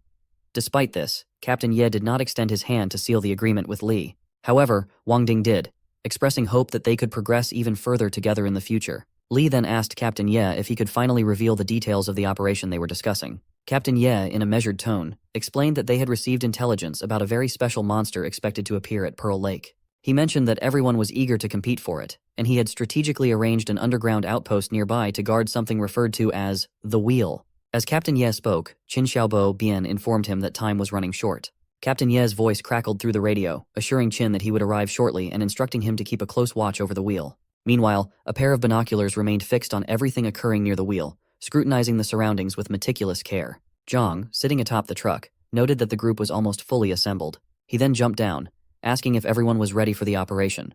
He instructed Liang to take the radio and find a hiding spot once the operation began. Liang was to report immediately if she spotted a monster about 1 meter tall carrying a gold bag. Meanwhile, Pu was assigned to observe the area and provide real-time updates on the combat situation, paying particular attention to the movements of the small monster. Zhang himself planned to set up an ambush near the bank, and he emphasized to Pooh that she must report to him immediately if the little monster's movements were detected so he could converge on the location she indicated. Jong reassured Pooh that her position would be relatively safe, and if she encountered a situation beyond her control, she should retreat. He added that if the opportunity presented itself, she could find a high vantage point to report the battle situation and the little monster's position to the team. Pooh, understanding the instructions, pointed to a nearby building and asked if it would be a suitable spot. Jong agreed, telling her to wait for them there. Before concluding, Jong reiterated the importance of reporting immediately upon discovering the target. He warned that, while the small monster lacked any special abilities, it was extremely crafty and could summon a horde of mutated creatures, making it crucial that no one attempted to act alone. Without any warning, a massive light suddenly burst forth from the direction of Pearl Lake. Jong immediately recognized that the gather wheel had been activated, signaling the official appearance of the treasure monster. According to the plan, he urged his team to move quickly. The treasure pot began to emit an intense, powerful light, so blinding that it temporarily robbed everyone of their sight. As their vision gradually returned, Qin Xiaobo was the first to spot a small, one-eyed monster standing atop the treasure pot, eyeing the group with a keen interest. The creature then reached for a greenish-blue conch shell hanging at its waist and began to blow into it, producing an ancient, eerie sound that reverberated through the air. This unsettling noise sent a chill down Xiao Qin's spine, filling him with an overwhelming sense of foreboding. As anticipated, the undead within the city who could hear the conch's call went berserk, rushing toward its source in a frenzied mass. Meanwhile, the soldiers maintained their disciplined formations, ready to move out at a moment's notice. Captain Ye, with binoculars in hand, kept a close watch on the situation unfolding around Pearl Lake, though his expression betrayed his growing concern. The staff officer standing beside him quickly reported the latest developments. From our position as the Origin, Li's team reached the designated spot at 2 o'clock. Hu's team also arrived at their assigned location at 10 o'clock. However, Xiaobo's team, positioned at 12 o'clock, has completely disappeared from radar, and we've lost all contact with them. Additionally, unknown forces have been detected at 9 o'clock and 4 o'clock, their numbers ranging from dozens to hundreds. At the same time, large swarms of mutated creatures have been spotted advancing toward our teams from multiple directions at high speed, and our forces are now surrounded by a vast number of undead. Captain Ye smiled, his expression a mix of determination and dark humor as he spoke. They were at the center of the city after all, and hadn't they been surrounded by zombies from the very beginning? There was no real surprise in their situation. With renewed courage, he addressed his men, calling out to them with a commanding voice. The soldiers gathered around him, their attention fixed on their squad leader, ready to hear his words. He reminded them that he could have led them into the tomb of the dead, pointing out the countless mutants converging from all directions to surround them. He acknowledged that many of them were worried about their families, feeling the weight of fear and hesitation in their hearts. But then he asked the crucial question. Why were they still there? What had driven them to put on those uniforms in the first place? Captain Ye shared his own struggles, telling them that he was just like them, coming from his own hometown, facing the same fears and uncertainties. With a darker tone, he spoke of his own family, his parents, his wife, and his children. He admitted that he didn't even know if they were safe. But he challenged them to consider whether these fears were reasons to give up, to abandon the beliefs that had brought them to this point. If they didn't retreat now, they might very well die in that place. But Captain Ye reminded them of what they were at their core. Soldiers, born to fight. This was war, and they had to become stronger. Stronger than the mutants, stronger than the world that sought to crush them. Even if they were to die, they would die wearing their uniforms, smashing that place to pieces and embracing the final glory of the world. His powerful words ignited a surge of courage within the soldiers. United in purpose and resolve, they began to chant with one voice, declaring that glory belonged to them. Jong had a clear panoramic view of the rousing scene unfolding before him. Even in the bleakness of the late apocalypse, witnessing this unimaginable sense of collective honor among the soldiers filled him with admiration. At that moment, he respected them deeply. Silently, Jong wished them good luck, though he remained uncertain about what was unfolding on the other side of the battlefield. Then without warning, clang, clang, clang! An extremely loud sound of electricity crackled from the riverbank, tearing through the tension in the air. His gaze shot upward. He caught sight of what was happening. The sudden opening of the dimensional gate left him stunned. He knew immediately that the spatial black hole leading to the wastelands had opened. The treasure monster's conch was not just a signal to summon undead and mutated creatures from the surrounding area, but also a beacon for powerful mutants from the wastelands. As the electric sound intensified, Jong watched in growing dread as two crimson steel beasts' heads gradually took shape inside the swirling black hole. These were no ordinary creatures. They were level 2 monsters, and their arrival spelled disaster. No sooner had they emerged than their eyes locked onto a soldier. In an instant, they were upon him, and he was killed instantly, his life snuffed out in a brutal flash. The crimson steel beast's eyes gleamed with a twisted excitement, their mouths releasing deep, menacing growls of satisfaction. The chaos unfolding before Jong was overwhelming, filled with deadly power and imminent danger. The stakes had escalated beyond anything he had anticipated. As the battlefield plunged into darkness and danger, Jong realized with a sinking heart that the real fight for survival was just beginning. The two crimson beasts had just left when a goat-like creature appeared from the black hole, level 2 Monster Terror War Goat. But it wasn't a herbivore like a goat, rather a bloodthirsty fiend. Zhong rushed up to the roof of the building, kicking the door open and quickly scaling the stairs to the rooftop. He was out of breath as he surveyed the scene, his eyes fixed on the ominous black hole. To his alarm, the black hole began to churn once more, spitting out mutants. These were smaller than the Crimson Steel beasts, level 1 mutants known as Purple Cloud War Ants. Despite their lower level, their sheer numbers were unsettling. Zhong counted hundreds of the creatures and felt a surge of worry. He glanced at the dimensional gate, wondering just what level of the wastelands it was connected to. The little monster continued to blow its horn, and his anxiety grew. The sudden influx of so many strong and troublesome monsters meant that dealing with them would be far from easy. From his past experience, Zhong knew that since the apocalypse began, not only had wheels fallen from the sky, but countless golden saint lights had also struck the ground with devastating force. As he recalled a vague image of a monster dominion, he remembered that such a place was teeming with creatures not native to Earth.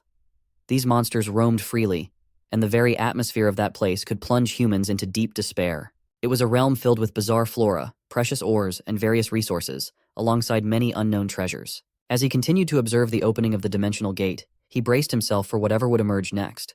To his horror, a hand reached out from the black hole, gripping a massive iron bar. The figure that emerged was grayish-black, entirely nude, and bearing sharp fangs. His heart sank as he realized it was a zombie ape. Unlike ordinary monsters, the zombie ape was a level 3 zombie, a far more formidable and dreadful adversary. The apocalypse had only just begun, so how could a level 3 zombie appear so soon? In his past life, he had heard that humans typically evolved to level 3 in about 3 weeks, with the fastest record being just that. The appearance of such a high-level zombie, or any 3-star monsters, before even 3 weeks had passed, was inconceivable and deeply troubling. The zombie ape was effortlessly demolishing giant buildings as though they were mere toys. In front of the monstrous creature stood Lee's team, and with a single massive hand, the zombie ape seized one of the men. The unfortunate individual had no chance to resist. The zombie ape simply tightened its grip. Blood poured from between its fingers, cascading down and splattering onto Lee's face. Lee looked on in stunned disbelief at the sheer number of beasts pouring into the area. Pooh, hidden atop a car, observed the unfolding chaos. The radio next to her crackled with Zhong's voice, asking for the current location of the treasure monster. Pooh responded that it was still by the lake. He then inquired about the colossal terror goat, wanting to know its whereabouts. She informed him that it was located to the left, behind the Angshin building. He instructed her to keep him updated on the terror goat's location and to report any unusual activity in the area. Switching his position by jumping from one building to another, he told Liang to stay close to his position. Pooh's update came when the treasure monster was now wearing a purple sky warrant and moving along the Pearl Lake. Zhong confirmed that the portal was not yet closed. Based on his past experiences, he knew that the treasure monster could only blow the flute once to summon all the mutants. However, the flute had already stopped. So why was the abyss still open? Confused and frustrated, he decided to set aside his questions. Without hesitation, he leapt to the ground and drew his moonblade. With a swift gust of wind, he beheaded 3 undead creatures, quickly snatching the magic crystals from their foreheads. He made sure not to waste any of these valuable small crystals. Suddenly, a desperate cry for help pierced the chaos. He turned his attention toward the source of the sound and saw that the terror goat was attacking survivors. Although the terror goat was a level 2 monster, which was still 1 rank above him, it was one of the easier mutants to handle. Moreover, the terror goat had a yellow earth-colored fibrous material in its body, which was known to be a valuable young treasure. Feeling a surge of determination, he charged directly at the terror goat. Using the momentum from his run, he pushed off the ground, propelling himself into the air. He spun mid-flight and landed forcefully on the terror goat's back. With lightning-fast reflexes, his wrists moved deftly as he drove his blade downward. The moonblade tore through the terror goat's tough skin, plunging into its body with precision and force. As Zhong continued to stab the back of the terror goat, those who had fled earlier watched in disbelief. They couldn't believe that Zhong had managed to leap onto the monster's back and break through its defenses. Considering everyone was a level 1 superhuman, how had Zhong managed such a remarkable feat? The terror goat, enraged by the tiny human on its back, began to spin and jump violently, trying to shake Zhong off. Zhong, fully aware of the terror goat's intentions, pressed his blade in even deeper. The beast let out a furious roar, lifting its head high in a vain attempt to lessen the pain. Onlookers were stunned to see that his blade could actually pierce the terror goat's body, while their own attacks had barely made a dent in its fur and skin. Zhong, gripping his blade with all his might, struggled to maintain his hold and prevent being thrown off. To stay on the terror goat's back a bit longer, he had no choice but to keep his blade firmly embedded in the creature, using every ounce of his strength to stay in place. The terror goat grew increasingly violent, charging straight into the nearby building. The impact sent shards of glass and debris flying, causing Zhong to sustain some injuries. Seeing that this tactic was effective, the terror goat became even more reckless, rampaging wildly and smashing into everything in its path. Eventually, the creature came to a halt, realizing it had found a way to deal with Zhang. Understanding that staying on the terror goat's back was no longer viable, Zhang pulled his blade out with all his strength, and foul-smelling blood sprayed from the wound. He quickly leapt down from the goat's back, but as soon as he landed, the terror goat's foot came crashing down where he had just been. The beast fixed its fierce gaze on Zhang, preparing for another attack. Gathering his strength, Zhang readied himself for a decisive blow. He sprang into the air with agility, swinging his arm and driving his blade straight towards the terror goat's vital spot.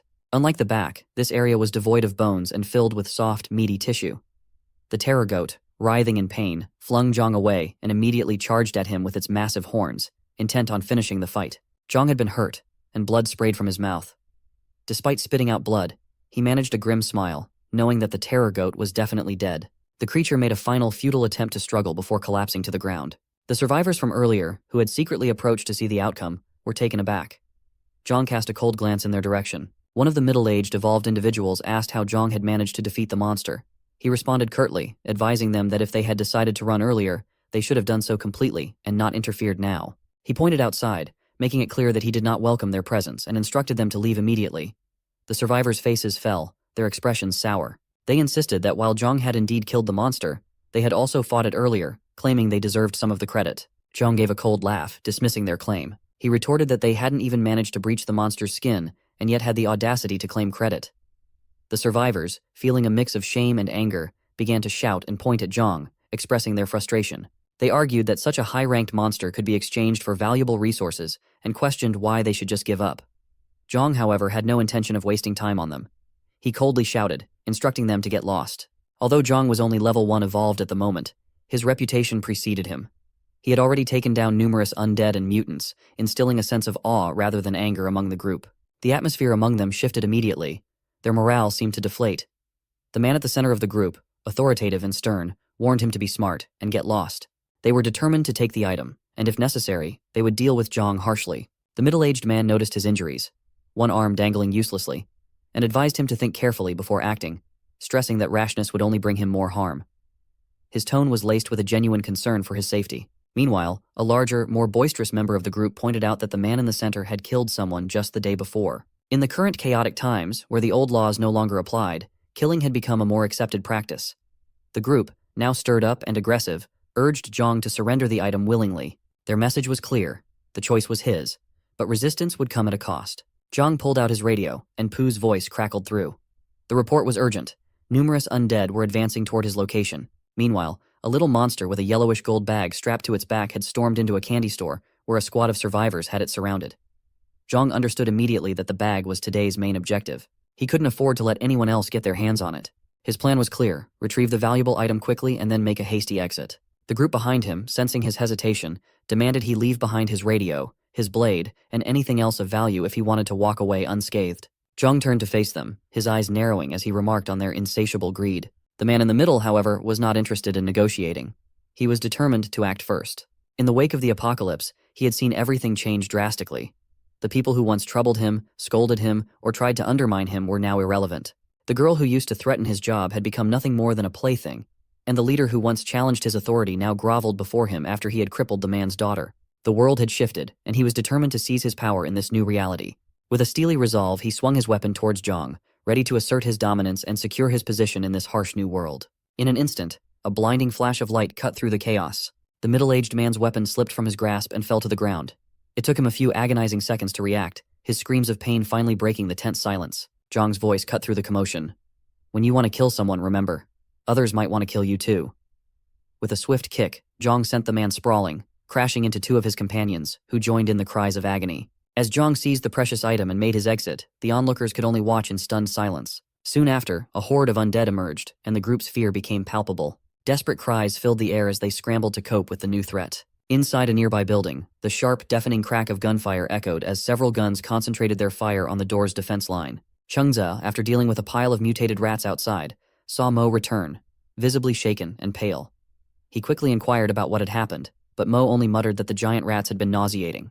Her concern shifted to Zai, who was anxiously looking around and expressed her deep worry for her husband, clearly distressed by the uncertainty of his whereabouts and safety. Seeing Mo's distress, Chengze reassured her. Xiaoqin was with the government division stationed in the newly opened district, an area with many buildings but few people and undead. It was also not far from the armored division barracks. He then shifted the conversation, asking Mo why she had just returned and mentioning that he needed to report to the team leader. Mo's thoughts turned to Zhang's resolute figure and the promise they had made. She was about to explain when Chunglong's sudden shout cut her off. The noise they had made had attracted a massive monster. A few people rushed to the window and saw, with a growing alarm, the enormous zombie ape charging directly toward the building.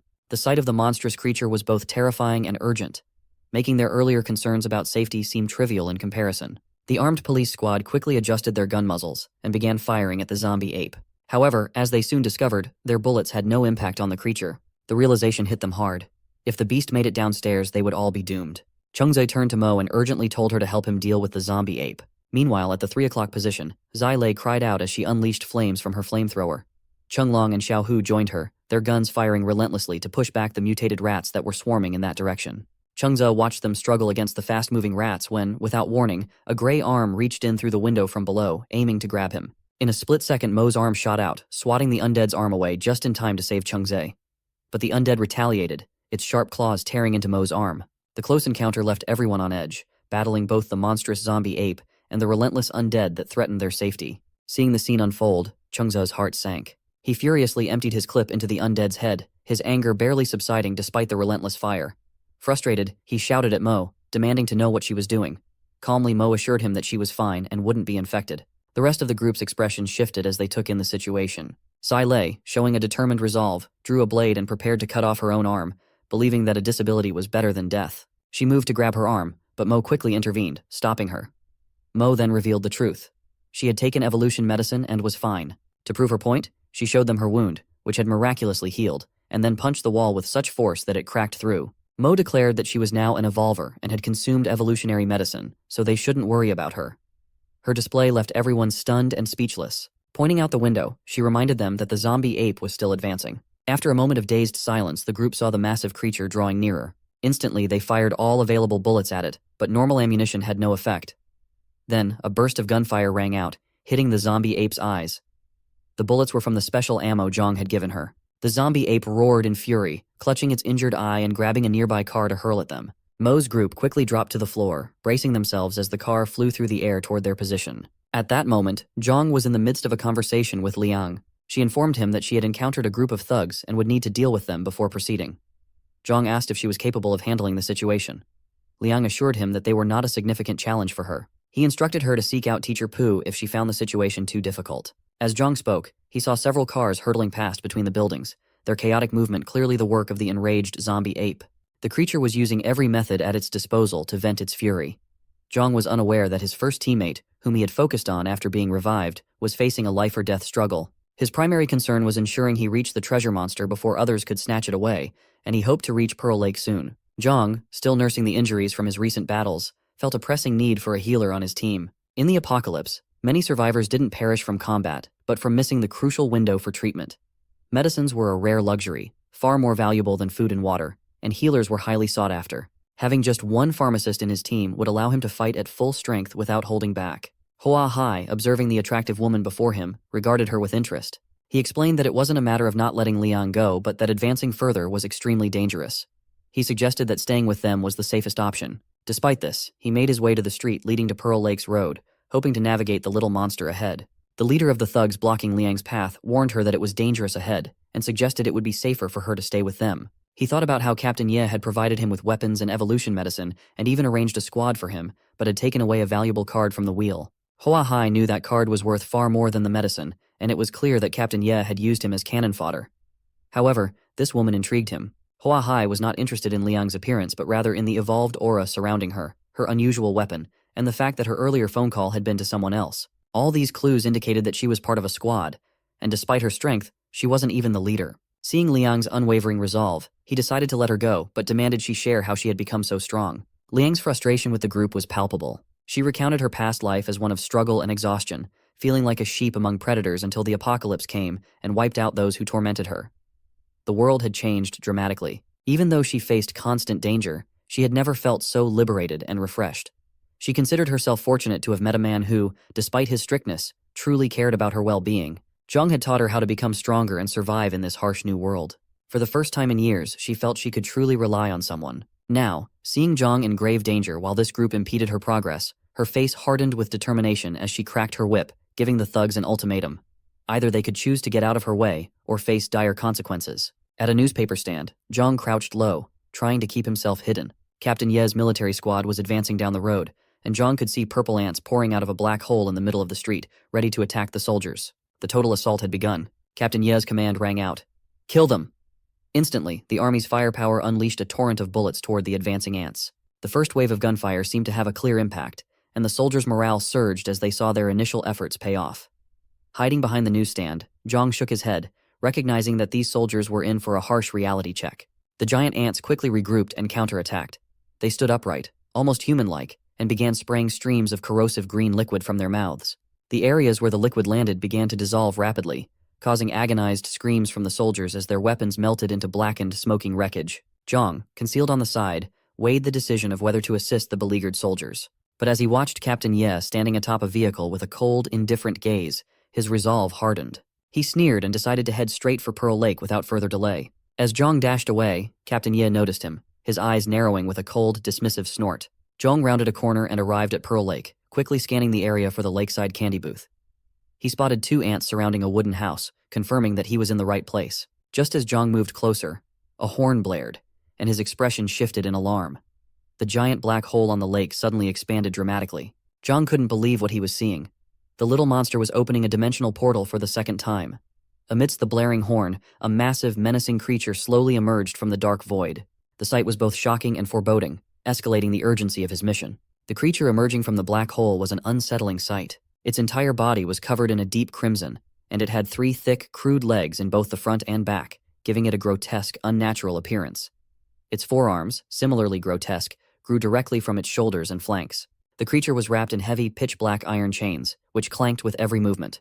On its head, a single blue horn flickered rhythmically, as if breathing. His eyes widened in shock as he recognized the monster. It was the Chain Prisoner, a notorious being that had become increasingly powerful since the apocalypse began.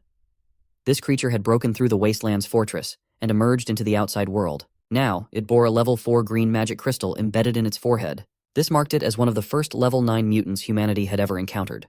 Before humanity had any level 9 superhumans, the Chain Prisoner was the undisputed terror. It roamed aimlessly, leaving a path of destruction in its wake, obliterating survivor bases and wreaking havoc wherever it went. It wasn't until humanity also developed level 9 superhumans that a trio of these powerful beings was able to bring it down. That battle became legendary, known as the battle where Xin Fei earned the title of the Slaughter Rose. The enormity of the situation now before Zhang was clear. This was a confrontation with a creature that had once been a symbol of unparalleled. Zhang assessed his own capabilities. Thanks to the evolution medicine and crocodile meat, he was much stronger than the average level 1 evolved. His expertise and knowledge of the apocalypse allowed him to handle level 2 mutants with relative ease. However, facing a rank 4 monster like the Chain Prisoner would be suicidal, so he decided against engaging it directly. He swiftly moved between the 2 purple ants outside the candy store. With precise strikes, he tore through their bodies, retrieved the crystals embedded in their foreheads, and removed their sharpest toes. His primary focus now was to locate and seize the treasure monster with the coveted bag on its back. Zhang kicked open the store's door with a single powerful blow. Inside, the scene was chaotic, littered with corpses that hinted at a fierce battle having taken place. At that moment, Zhang realized he had lost contact with the 2 women. His radio emitted only static, heightening his sense of unease as he wondered what could have happened. Just then, a gunshot rang out from the back door. There, CEO Li was commanding his troops, their guns firing relentlessly. He held a radio in his hand, urgently requesting reinforcements from Captain Ye. CEO Li had observed earlier that the treasure monster had pulled a bottle of evolution medicine from its bag and splashed it over itself. This monster was potentially the day's most significant prize. With its shoulder struck by a bullet, the treasure monster emitted a strange cry. CEO Li, now filled with excitement, instructed his team to devise ways to take down the monster from atop the purple ant's body. The stakes were high, and securing the treasure monster's bag was crucial. Suddenly, Zhang burst into the scene with remarkable speed. The troops, caught off guard, scrambled to raise their guns, but Zhang was too fast for them. He struck with precision, his punches landing before they could even pull the triggers. CEO Li barely had time to lift his weapon before Zhang was upon him, delivering a powerful elbow strike to his chest. With the military gun now in his possession, Zhang noted that Captain Ye had seemingly abandoned all military support for this operation. His determination surged as he forcefully stomped his foot, propelling himself urgently toward the treasure monster. He knew the situation with the treasure monster was about to become widely known, and he needed to secure the bag before anyone else could get to it. Meanwhile, CEO Lee, realizing the gravity of the situation, grabbed his radio and urgently contacted Captain Ye. He reported that the treasure was right there, and warned that if Captain Ye didn't act quickly, others would claim it. The urgency in his voice underscored the high stakes of the operation, as everyone raced to secure the prized bag before it slipped away. Zhang pressed on relentlessly, finally spotting the treasure monster by a lake near the plaza. The creature had dismounted from the monster ant, and was now leisurely gnawing on a chicken leg it had scavenged from somewhere. Zhang observed that the treasure monster's previously wounded shoulder had fully healed, looking as good as new. Suddenly, the treasure monster turned its gaze towards Zhang, halting its gnawing and emitting a low, menacing growl. At that sound, the two purple ants nearby charged at Zhang. To his surprise, these ants were not ordinary. They were level 2 generals. Typically, purple ants were level 1 mutants, generals were level 2, kings were level 3, and queens were level 4 or higher. As one of the generals sprayed its corrosive liquid towards him, Zhang realized it was setting up an ambush. He quickly ducked, raising his head just in time to avoid the spray. The general then spread its transparent wings and began to lift off the ground. Zhang anticipated its next move, swiftly shifting his blade from his right hand to his left and executing a powerful slash. The blade sliced through the wings, severing them from the body. The general, thrown off balance by the force of the strike, crashed to the ground, a torrent of greenish liquid spilling out. Seizing the opportunity, Zhang drove his blade into the general's head, ensuring its death. He then quickly turned and extracted the crystal from its forehead. With the general dispatched, Zhang glanced back at the treasure monster, still engrossed in its chicken leg. The creature remained oblivious to the unfolding battle, allowing Zhang a brief moment of respite as he prepared for his next move. The treasure monster's chicken leg tumbled to the ground as it stared at Zhang in disbelief. Panic overtook the creature. It frantically looked around and began to shriek loudly. Zhang, focused on his plan, moved in with the intent to behead the monster and claim the yellowish gold bag for himself. Just as he was about to strike, the treasure monster reached into its bag and pulled out an item, hurling it toward Zhang. Zhang braced himself for an attack, but as the item neared, he realized it was a scroll. He caught it with his free hand and unrolled it, discovering it was a beginner summon spell. Zhang was pleasantly surprised. Such a skill scroll, especially a well-known summoning skill, was a rare find in the apocalypse.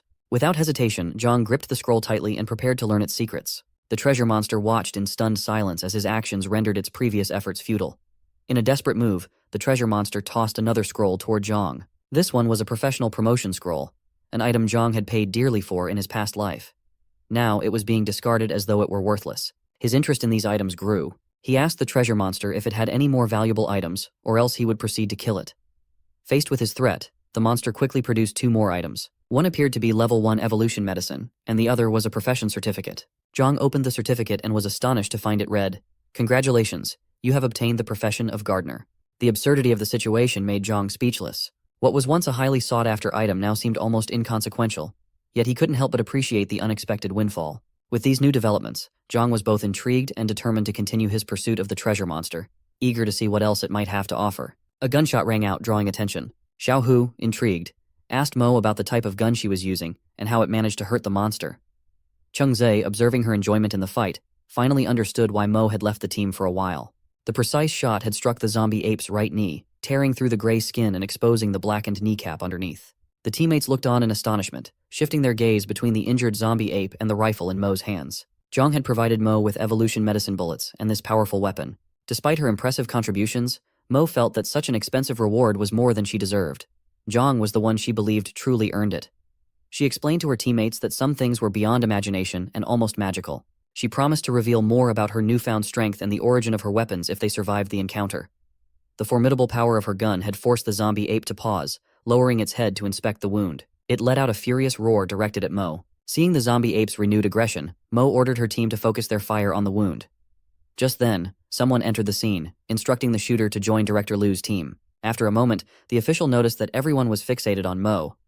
Mo, sensing the urgency, urged her teammates to assist her in attacking the right knee of the zombie ape. 4 team members swiftly aimed their guns at the target, seemingly ignoring the official's previous directive. As Mo prepared to resume her attack, the official reached out from behind, drawn to the peculiar nature of her gun. Annoyed by the interruption, Mo elbowed him in the chest in protest.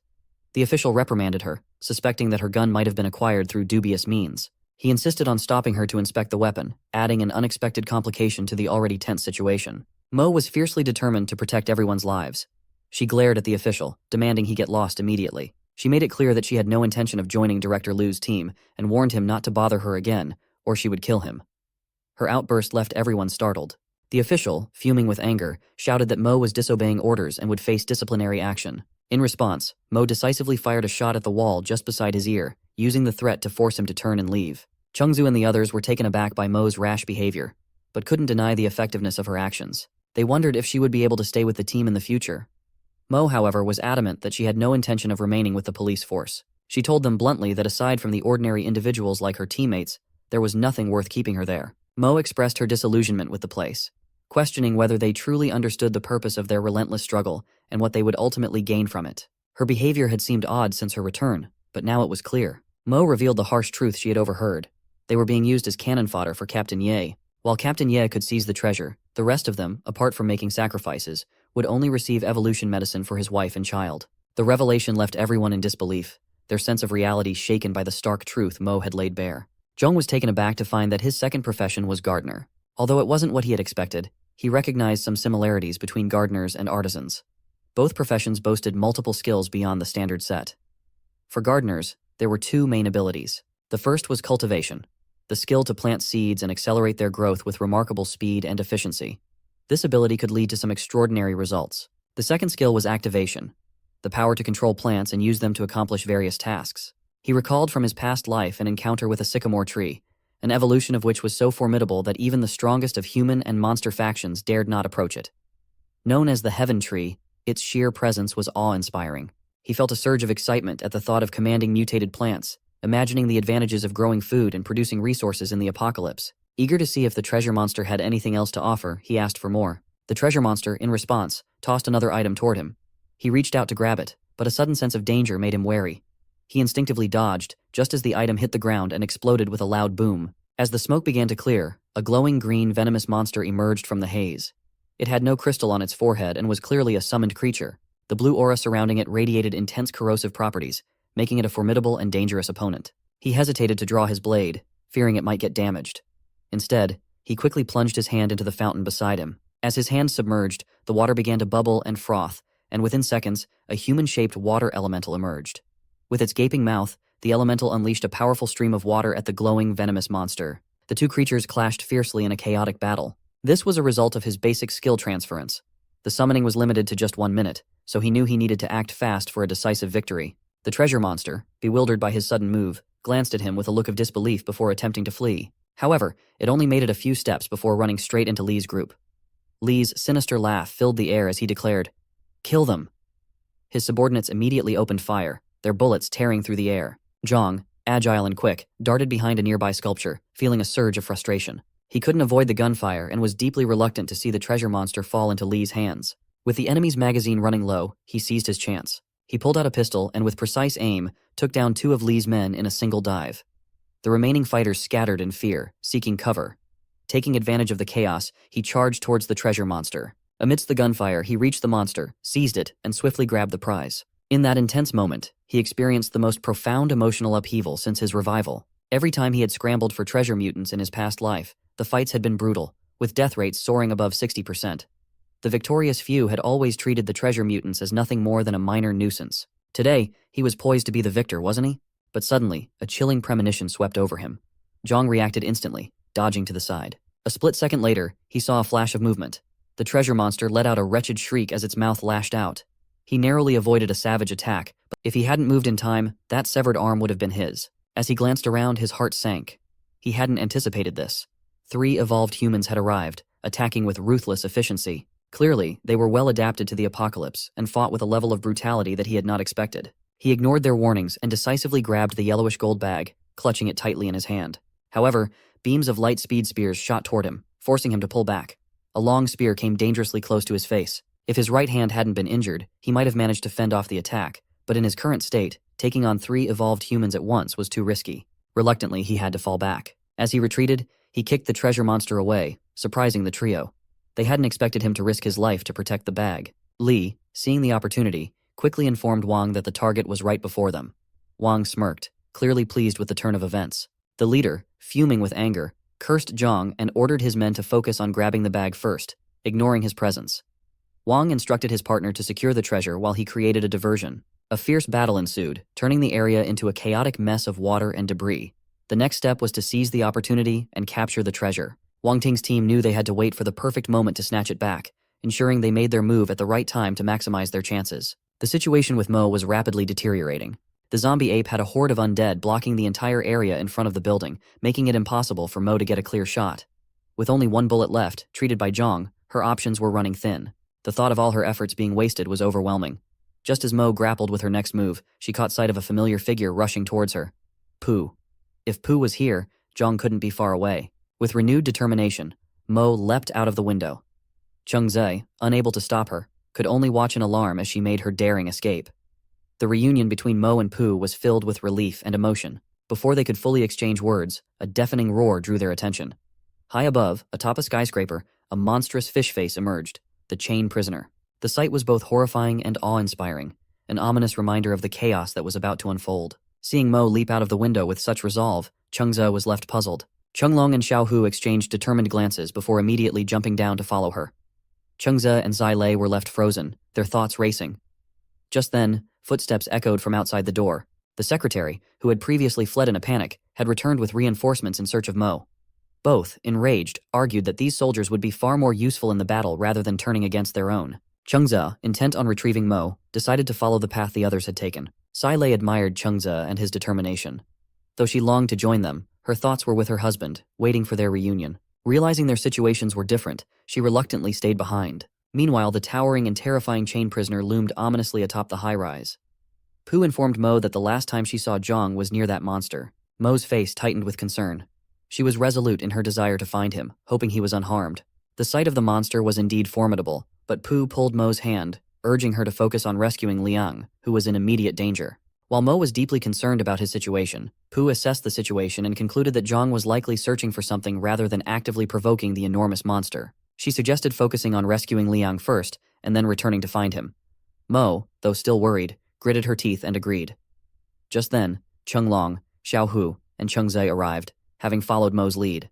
They recognized the urgency and understood the need to act swiftly. Mo's eyes brightened at their arrival. With such skilled warriors by her side, she felt confident they could make a difference. She instructed Pooh to lead the way and emphasized the need to rescue Liang first. Meanwhile, Liang was in dire straits. Surrounded by the mangled remains of her fallen foes, she panted heavily, a painful wound bleeding on her chest. She wiped the blood from her mouth, reflecting on the brutal reality of combat. The thug boss, nursing his injured arm, sneered and ordered his men to target her legs. His intent was to incapacitate her, even if it meant leaving her crippled. The thugs, now intent on killing, raised their guns and prepared to open fire. She, in a desperate bid of survival, used her whip to shield herself with the body of one of the attackers. Just as the situation seemed dire, a voice cut through the chaos. Mo and her team charged in, driving the thugs back. The boss, confused and alarmed by the sudden intervention, demanded to know who they were. Before he could react further, Mo arrived, her fury evident. She landed a powerful punch on him, knocking him out before he could fully comprehend the threat. Mo and her team quickly took control of the situation, rescuing Liang from the brink of disaster. Zhang observed the clash between the two formidable forces before him with a detached calm. The man in front, already an imposing figure, seemed to grow even more powerful with each vigorous movement. His eyes narrowed. This was no ordinary opponent. This individual belonged to a rare and formidable profession, known for its incredible strength. In his past life, Chong Mao had also been a part of such a specialized group. These three adversaries, who had faced and survived level 1 monsters, had now encountered level 3 threats, making them a significant challenge for him. Their luck had been extraordinary, propelling them from ordinary level 1 evolved humans to powerful figures facing high-level threats. His thoughts were interrupted by the sudden appearance of soldiers who had arrived on the scene. Among them was a level 2 evolved human, a rare sight that surprised him. Seeing someone of that caliber in a professional capacity was not something he was unaccustomed to, but the timing was notable. A twinge of envy flickered within him. Despite being a reincarnator, he remained only a level 1 evolved human. The presence of these level 2 evolved humans, coupled with the extraordinary abilities of his opponents, made him reevaluate his strategy. The situation was more complex than he had anticipated, and he needed to adapt quickly to survive and possibly turn the tide in his favor. Wang, despite having acquired a level 2 wheel, was frustrated by the lack of level 2 mutated monsters available for him to fight. Even if such monsters were present, he questioned whether he could defeat them effectively. This uncertainty weighed heavily on him. Meanwhile, Chong Mao relentlessly attacked Wang with a combination of precision and ruthless moves. As a girl unleashed a beam of light from her hand, Wang instinctively recognized the threat. Faced with both attacks simultaneously, Wang was forced to make a difficult choice. He decided to endure a wound from Chong Mao's assault rather than risk a more severe injury from the light beam. His quick reflexes with the spear minimized the severity of the wound, but it still caused him significant pain. This unexpected outcome momentarily threw Chang Mao off balance. Seizing the opportunity, Wang clenched his fist and delivered a powerful punch that sent Chang Mao crashing through the air. Enraged, the leader prepared to confront the attackers directly. The leader's voice rang out, declaring that the attackers had brought their misfortune upon themselves by coming there. With a swift motion, Wang discarded the long spear, which whistled through the air with deadly precision. The spear flew towards the girl who had unleashed the dangerous beam of light. Despite her best efforts to evade it, the spear struck her left chest with brutal force, leaving her incapacitated and bleeding. Wang's ruthless efficiency highlighted the grim reality of their situation. There was no room for mercy in this high-stakes battle. Wang was preparing to confront the struggling leader when he suddenly noticed a change in the situation. Amidst the chaos, he seized the opportunity and made a dash for it, clutching the bag tightly. Wang's expression shifted from one of focus to annoyance as he saw Zhang trying to escape. With a mix of irritation and grudging respect, Wang acknowledged his skill in evading the others and issued a challenge to him. As he sprinted away, he pondered how he might lose Wang, who was hot on his heels. The ground suddenly rumbled beneath him, causing Zhang to glance up in surprise. To his dismay, he realized that he had run straight into the chained prisoner's territory. The dense smoke billowing from the massive creature created an obscuring haze. With a determined grin, he plunged into the smoke, hoping to use it as cover. Wang, unfazed, followed him into the swirling mist without hesitation. Within the obscured battlefield, he tried to gauge Wang's strength, feeling the pressure of facing a level 2 evolved human. Despite his best efforts, his blade only managed to graze Wang's clothing. Wang's nimble dodging had prevented any serious injury. Frustrated by the ineffective attack, Wang glanced down at his torn clothes. Decisively, he ripped the fabric further, revealing a fierce transformation as he unleashed his full power. On Wang's robust chest was a striking tattoo of a black skull, marking him as a formidable level 2 evolved human. The sight of the tattoo, known as the Black Spirit Soul Devourer, confirmed his realization of Wang's enhanced abilities. This revelation underscored the gravity of their confrontation and the sheer power Wang wielded.